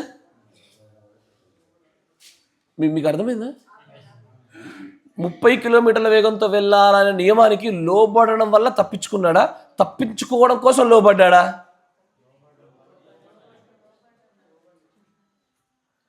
యాక్చువల్లీ చెప్పాలంటే ఈయన బండి 30 కంటే ఎక్కువ పోదు.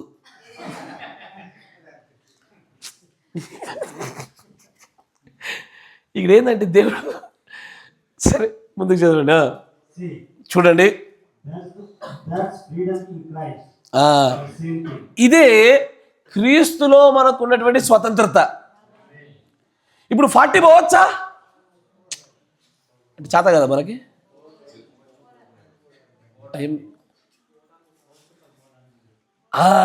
నేను 40 కాదు 120 కూడా పోతా, కానీ నేను పోను. ఇప్పుడు నా శక్తి సామర్థ్యాల ప్రశ్న వైపు వస్తే నేను చేయగలుగుతా. కానీ నా నిర్ణయాల స్థాయికి వస్తే నేను వెళ్ళా. ఇదే క్రీస్తులో మనకు ఉండేటువంటి లా ఆఫ్ లిబర్టీలో లభించుతున్నటువంటి స్వాతంత్రత. నువ్వు చేయగలుగుతావా? చేయగలుగుతా. దీన్ని మీకు ఉదాహరణ చూపిస్తా. దేవుడి ప్రవక్త అంటాడు, even if I sin I will be in the rapture అన్నాడు ఆయన. మీరు అర్థం చేసుకోగలగాల. నేను పొరపాటు చేసినా నేను దేవుని రాజ్యంలో ఖచ్చితంగా ఉంటానన్నాడు. నా దేవుడు నన్ను ఖచ్చితంగా క్షమిస్తాడు, బట్ ఐ డోంట్. కానీ నేను చెయ్యా. ఎందుకంటే ఐ లవ్ మై క్రైస్ట్. ఇది మన స్వతంత్రత. Yes or no? అబద్ధాలు ఆడగలుగుతామా? అలవకుగా, కానీ ఆడము. We can, but we don't want to. మనం ఎదుటిని బాధించగలుగుతామా? అద్భుతంగా, మన తర్వాత ఎవడైనా. But we don't. ఎందుకని? చేయగలుగుతాము. అయ్యో, మీకు అర్థమవుతుంది చెప్తా చూడండి. 100 కోట్ల ఆస్తిపరుడు, రోజు 10 రూపాయల జీతగాడు, మంచిగా గమనించాడు. ఇద్దరు కూడా 100 రూపాయల పారాగాన్ చెప్పులు వేసుకొని తిరుగుతుంటే వీళ్ళిద్దరు ఎవరు గ్రేటు? 100 కోట్లు ఉన్నోడు 100 రూపాయల పారాగాన్ చెప్పులు వేసుకుంటే గ్రేటా? 10 రూపాయల జీతగాడు 100 రూపాయల పారాగాన్ చెప్పులు వేసుకుంటే గ్రేటా?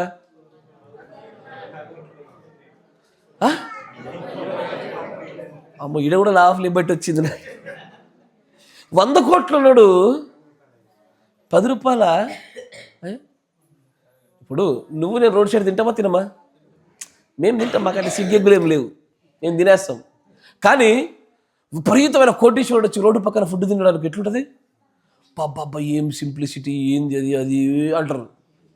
ఎందుకని అంటే వాడు అంతకు మించినటువంటి ఖరీదైన స్థలాల్లో తినడానికి వాడు ఎఫోర్డ్ చేయగలుగుతాడు, అయినా చేయట్లేదు.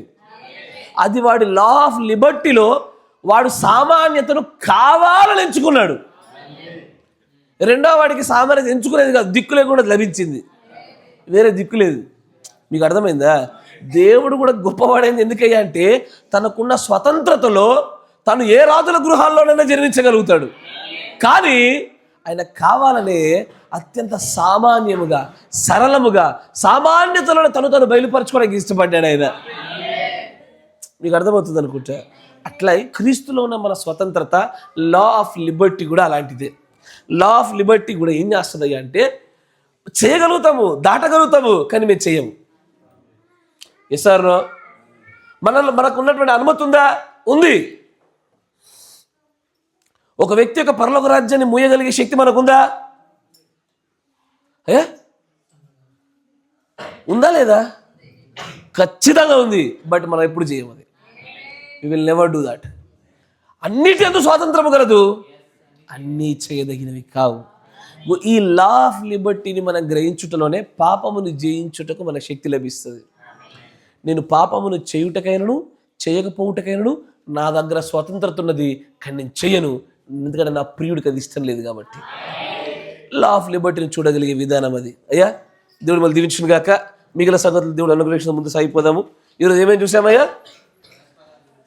పరస్పర విరుద్ధంలో కొంత భాగాన్ని చూసాము, కొంతే చూసాము, ఇంకా పైపైన గీయలే. ఇంకా క్రీస్తులో క్రీస్తు ఏం చూడలేదు. క్రీస్తు కొంచెమే చూసాము. స్వతంత్రత నియమాన్ని కొంత ఎక్కువగా చూడగలిగాము. మిగిలిన నియమాలన్నింటినీ కూడా మనం విన్నట్లుగా ప్రార్థన పూర్వక ముందు సాగిపోదాం. God bless you. దేవుని దీవించును గాక. ప్రార్థన చేసుకుందాం.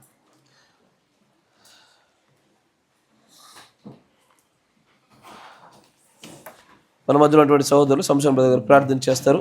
చెప్పబడిన వాక్యం బట్టి మనందరిలో కూడా కార్యం జరిగినట్లుగాను, మన జీవితాలు మార్పు చెందినట్లుగాను, ఏ వాక్యం అయితే మనకు తెరవబడుతూ ఉన్నదో అది శరీర ద్వారా అవ్వాలి మనలో. ఖచ్చితంగా మనం ఎంతో కొంత వినికిడిలో ఎలాగ వృద్ధి చెందుతున్నామో క్రియల్లో వృద్ధి చెందాలి. అయ్యా, బహుశా మీరు పరిగెత్తలేకపోవచ్చు మార్పుల విషయంలో, నడిస్తే చాలు. నడవడం సాధ్యం కదా, పాకుదామయ్యా కనీసము, కానీ క్రియలో కొద్ది గొప్ప వృద్ధి పడదాం. ఏమంటారు? ప్రార్థన చేసుకుందాం. స్తోత్రం స్తోత్రం స్తోత్రం.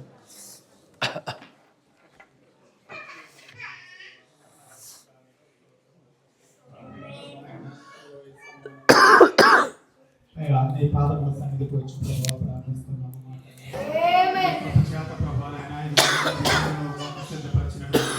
ఈ యొక్క జీవాహారమును బట్టి నీకు కృతజ్ఞతలు ప్రభువా. మేము విన్నట్లుగా ప్రభువా, తండ్రి మేము పొందుకున్నట్లుగా అయ్యా మా ఎదురుగా తెచ్చినటువంటి ప్రభావ ఈ ఆత్మీయ ఆహారం బట్టి, ఈ పక్షిరాజు ఆహారం బట్టి నీకు కృతజ్ఞతలు. మేము చట్టములను ప్రభావ నియమములు ఎదుగునట్లుగా ప్రభావ, ఆ నియమములు ఎలాగ మేము నడుచుకోవాలో ప్రభా నాయన, అయ్యా ఆ నియమముల యొక్క విధానం ఏమిటో ప్రభావ మేము తెలుసుకున్నట్లుగా, అయ్యా ప్రభా ఎరిగి మేము నడుచుకున్నట్లుగా మేము మాకు బోధించిన ఈ సంగతులను బట్టి పరస్పర విరుద్ధ చట్టము ప్రభా నాయన, అయ్యా ప్రతి విశ్వాస జీవితంలో ప్రతి పరిశుద్ధుని జీవితంలో పనిచేస్తా ఉన్నారు ఆమేన్. తండ్రి ఒక సమయంలో ఎంతో ఉంటూ ఉంటాను ఆయా స్వాలను బట్టి ప్రభా ఆయా శ్రమలను బట్టి ప్రభా కృంగిన వారమైపోతూ ఉంటాము హెచ్చు తగ్గులను చూస్తూ పోతుంటున్నాము ప్రభా మేలుడు కీడులు అనుభవిస్తూ ఉంటున్నాము ప్రభా ప్రభావైనా తండ్రి నిరాశ నిస్పృహలను ఎదుర్కొంటుంటున్నాము ఆయనను అన్నిటిలోనూ ప్రభావైనా ఇదిగో క్రీస్తు నియమమును బట్టి మమ్మల్ని కనికరిస్తున్నాడు నియమములను క్రియ చేస్తున్నటువంటి దేవుడు ప్రభావాన్ని విమోచన చట్టమును బట్టి ప్రభావాన్ని మమ్మల్ని పైకి లేపుతున్నటువంటి ప్రభావాన్ని అద్భుతమైన కృపమైన మమ్మల్ని తిరుగు ఒకరు మోయినట్లుగా ప్రభావైనా అయ్యా ఎవరైనా ప్రభావైనా పడిపోయి ఉంటే క్రీస్తు నియమమును బట్టి ప్రభావ ఒకరి భారంలో ఒకరు పంచుకునేటట్లుగా నువ్వు మాకు బోధించిన సంగతిని బట్టి నిజంగా మాలో ప్రతి ఒక్కరు కూడా ఆయన తండ్రి ఓ ప్రభావైనా తండ్రి మరొకరి భారములో ఆయన మేము మోసి ప్రభావైనా ఇదిగో సహాయమును మేము చేసి ప్రభావైనా ప్రేమను పంచే పిల్లలమై ఉండడానికి సహాయం అగ్నుల నుండి లాగబడినట్లుగా ప్రభావైనా తండ్రి మేము రక్షించట్లో ప్రభావైనా మీ గొప్ప సాధనగా వాడబడడానికి సహాయం చేయాలి స్వతంత్ర నియమముల గురించి మేము విని ఉన్నాము ప్రభావైనా అన్ని చేయడం మాకు స్వతంత్రము కలిగి ఉన్నప్పటికీ అన్ని చేయదగినవి కాదు మేము నీ వాక్యంలో నిలబడి ఉండినట్లుగా ప్రభావ శక్తి స్వతంత్రము కలిగి ఉండేను ప్రభావ విడిచిపెడుతూ ఉన్నాము స్వతంత్రతలో ప్రభావైనా ఇదిగో వాక్యానుసరమైన నిర్ణయాలు తీసుకోవడానికి ఇష్టపడుతున్నాము ప్రభావ స్వతంత్రతను బట్టి ప్రభావ కొన్నింటిని పోగొట్టుకోవడానికి ఇష్టపడుతున్నాము అయ్యా మా సహోదరుల క్షేమాభివృద్ధి కొరకునైనా తండ్రి కొన్ని భారముల బయటకు ఇష్టపడుతున్నాము శ్రమను అనుభవించడానికి మేము ఇష్టపడుతున్నాము మా ఇదిగోనైనా నువ్వు మాకు నేర్పుతున్న చట్టమును బట్టి నీకు వందనాలు నాయన సంగతులను బట్టి ప్రభావైనా మేము జీవించడానికి కృప దయచేయండి ఎవరైనా వీటిలో మేము పోగొట్టుకున్న వారిగా ఉండకనైనా తండ్రి అయ్యా నేను మాత్రమే ఉండి వీటిని విడిచిపెట్టే వారిగా మేము ఉండకుండా ప్రభావైనా దీనిని నాయన నీ కృప ద్వారా నీ ఆత్మ ద్వారా మేము లేకుండా సహాయం స్వతంత్రత నియమము ప్రభావైనా నీ వాక్యానుసారంగా మాలో పని చేయాలి అయ్యా క్రీస్తు యొక్క నియమము మాలో పని చేయాలి చట్టంలో ప్రభావైనా కృప నియమమును ప్రభావైనా ఓ ప్రభావైనా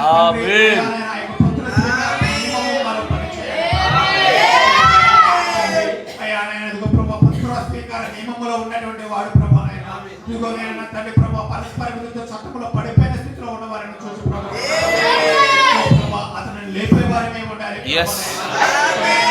ప్రభావ అతని కొరకు ప్రార్థన చేయవారిమే ఉండాలి సహాయం తప్పక చేసి ప్రభావైనా అతన్ని తిరిగి ప్రభు ఉన్నత స్థానంలో చూడగలిగే ప్రజలమే ఉండాలి వాడు ప్రభావం తలపడిపోకుండా ఉండునట్లుగా ప్రభావ ఎప్పుడు ఎడమలకు తొలగకుండా ప్రభావ జాగ్రత్త పడే ప్రజలమై ఉండాలి శాతములను నీ నియమములను బట్టి నీ చట్టాలను బట్టి నడిపించమని ప్రభావ జ్ఞానము కలిగి వివేకము కలిగిన తండ్రి సరైన మార్గములో రాజ్య మార్గములో ప్రభావైనా మేము మధ్యస్థంగా నడవడానికి కృపదైత్యం విన్నటువంటి మాటలు మా జీవితాలలో ప్రభావ మా వ్యక్తిగత జీవితాలు మా ఆత్మీయ జీవితాల్లో కుటుంబ జీవితాలను పరిపరిచయమని ప్రార్థిస్తున్నాం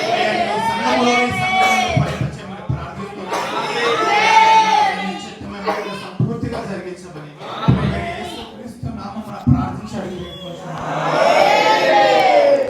కనికర పూర్ణుడా సర్వశక్తి సంపన్నుడా తండ్రి నిజముగానే ఆత్మీయమైనటువంటి ఈ ప్రపంచంలో నువ్వు పెట్టినటువంటి అనేకమైనటువంటి చట్టాలు వాటిని గూర్చి ప్రభువా నీవు పంపినటువంటి శిష్యుల్లో అత్యధికమైనటువంటి అవగాహన కలిగినటువంటిగా పౌలు గారిని మేము చూస్తూ ఉన్నాము నాయన. ఆయన మాట్లాడిన మాటల వెనకాల ఉన్నటువంటి ఉద్దేశాలు ఈ చట్టాల రీతిగా చూస్తున్నప్పుడు మేము సమస్తాన్ని పట్టగలుగుతూ ఉన్నాము. ఇది నీ ప్రవక్త ద్వారా ప్రభువా అక్కడ ఇక్కడ నాయన కొంత అచ్చట కొంత ఇచ్చట నువ్వు దాచి ఉంచినటువంటి ఆ మాటల్లోని సత్యాలే గాని ప్రభువా ఇది ఏ ఒక్కడి ప్రావీణ్యము పాండిత్యము కాదు తండ్రి. ఇది నీ కృపచేత నీవు నీ ప్రవక్త ద్వారా మేము గ్రహించున్న విషయమే మాకు అనుగ్రహింపబడినటువంటి ఆహారములో మేమందరం కూడా ప్రభు నాయన ప్రావీణ్యులగినట్లుగా సహాయం దయచేయండి నాయన. ఈ చట్టాలలో మేము లోబడి ఉన్నామో లేదో మమ్మల్ని మేము పరిశీలన చేసుకోవచ్చు. అలాగూ లోబడుటకు కూడా ఇది ఉపయోగపడుతూ మా సహోదరులను కూడా ప్రభు ఇదే నియమాలలో కూడా వారును ఉండునట్లుగా ఒకరినొకరు కూడా ప్రభు సరి చేసుకునే భాగ్యం మాకు దయచేయండి నాయన. ఈ నియమాలతోనే ప్రభు ఒక దినమున మేము తీర్పు తీర్చేడి వారిగా మీరు మమ్మల్ని కూర్చోబెట్టబోతున్నారు మేము విశ్వసిస్తా ఉన్నాము. దయచేసి నాయన అలాంటి నా తండ్రి ప్రభు నువ్వు నిలబెట్టబోతున్నటువంటి ఆ స్థలములో మేమందరం నాయన చక్కదైనటువంటి రీతిలో పని చేయనట్లుగా మమ్మల్ని అందరినీ కూడా తండ్రి ప్రభు ఈ విషయంలో తన పాండిత్యం గల వారిగా చేయమని ప్రార్థిస్తా ఉన్నాం నాయన. వినివారిగా మాత్రమే ఉండకుండా చేయుటలో కూడా ప్రభునైనా మేము ఎప్పుడైతే ప్రభు నిజంగానే సిద్ధహస్తులం అవుతామో అప్పుడు మాత్రమే ఈ స్వాతంత్ర నియమంని ప్రభు పరిపూర్ణంగా జరిగించిన వారం అవుతాము నాయన. ఈ నియమాలలో దయచేసి నాయన అన్ని చేయగలుగుతాం అనుకుని ప్రభు అనేకులు తండ్రి నాయన ఆ విగ్రహార్పితాలను అన్ని జనులతో సంబంధాన్ని కలిగి ఉంటున్నారు. దయచేసి మీరు క్షమించండి నాయన. వారు తమ ఉన్నటువంటి ప్రస్తుత పరిస్థితుల్లోంచి వారు మారుటకు మరొక అవకాశాన్ని దయచేయమని ప్రార్థిస్తాను. తెలిసి తెలియక జరిగిన ప్రతి పొరపాటును మీరు క్షమించండి ప్రభువ. మీరు కనికరం చూపండి నాయన. అన్ని చేయదగుదామని చెప్పి ప్రభువ అనేకులు తండ్రి నాయన అన్యత్వంలో ఎలాగ పాలిభాగస్తులైనారో అదేవిధంగా ఈ రాజకీయం అనే ఆత్మలు కూడా ప్రభు పాలిభాగస్తులు అవుతా ఉన్నారు. దయచేసి వారిని కూడా మీరు క్షమించండి. వారి బుద్ధిమాంద్యములు తీసివేయమని ప్రార్థన చేస్తా ఉన్నాము ఆయన. ఈ సంఘం మనం ఆయన ఈ యొక్క క్రీస్తు నియమంలో ఆయన అత్యధికముగా వృద్ధి చెందినట్లుగా ఈ యొక్క పరస్పర విరుద్ధ చట్టంలో ఎక్కడైతే నాయన లోటుగాను కొరతగాను అవసరతలను భారములు మోయించినట్టుగా నా సహోదరులు పరస్పరం ఒకరినొకరు చూచుచున్నప్పుడు ఒకరి భారములు ఒకరు మోసుకునేటువంటి ఆ గొప్పదైన దైవీకమైన ప్రేమను మా ఉత్పత్తి చేయమని ప్రార్థిస్తా ఉన్నాం. ఒకే స్వభావం కలిగిన వారిగా మీరు మమ్మల్ని మలచమని ప్రార్థిస్తా ఉన్నాము. ఆ రీతిగా చేయబడినప్పుడు మాలో ప్రేమలు ఉత్పత్తి అవుతాయి నాయన. మాలో ఎలాంటి భేదాభిప్రాయాలు ఉండకుండా ఉండేలా సహాయం దయచేయండి నాయన. మిక్కటమైన ప్రేమ ఉత్పత్తి అవ్వాలంటే ఒకే స్వభావం ఒకే కుటుంబీకులు మేము మలచబడాలి తండ్రి. ఆ గొప్ప కృపను ఈ చిన్న మందపైన మీరు కుమ్మరింపజేయమని ప్రార్థిస్తా ఉన్నాము నాయన. ఈ జ్ఞానము నిజంగానే మాలో భక్తిలో మార్పుల గనక ఉపయోగపడకపోతే ఈ జ్ఞానం కూడా నిరర్ధకమే నాయన. దయచేసి వినికిడిలో ఉన్నటువంటి సంగతులు క్రియాత్మకమైన రీతిలో శరీరాధార ఉన్నట్లుగా సహాయం దయచు నాయన. గొప్ప సాక్షులుగా నువ్వు నిలబెట్టావు పిల్లల్ని. అవే సాక్ష్యం ప్రభా ప్రతి ఒక్కరిలో కూడా నువ్వు ఉత్పత్తి చేయగల సమర్థుడు నువ్వయ్యా.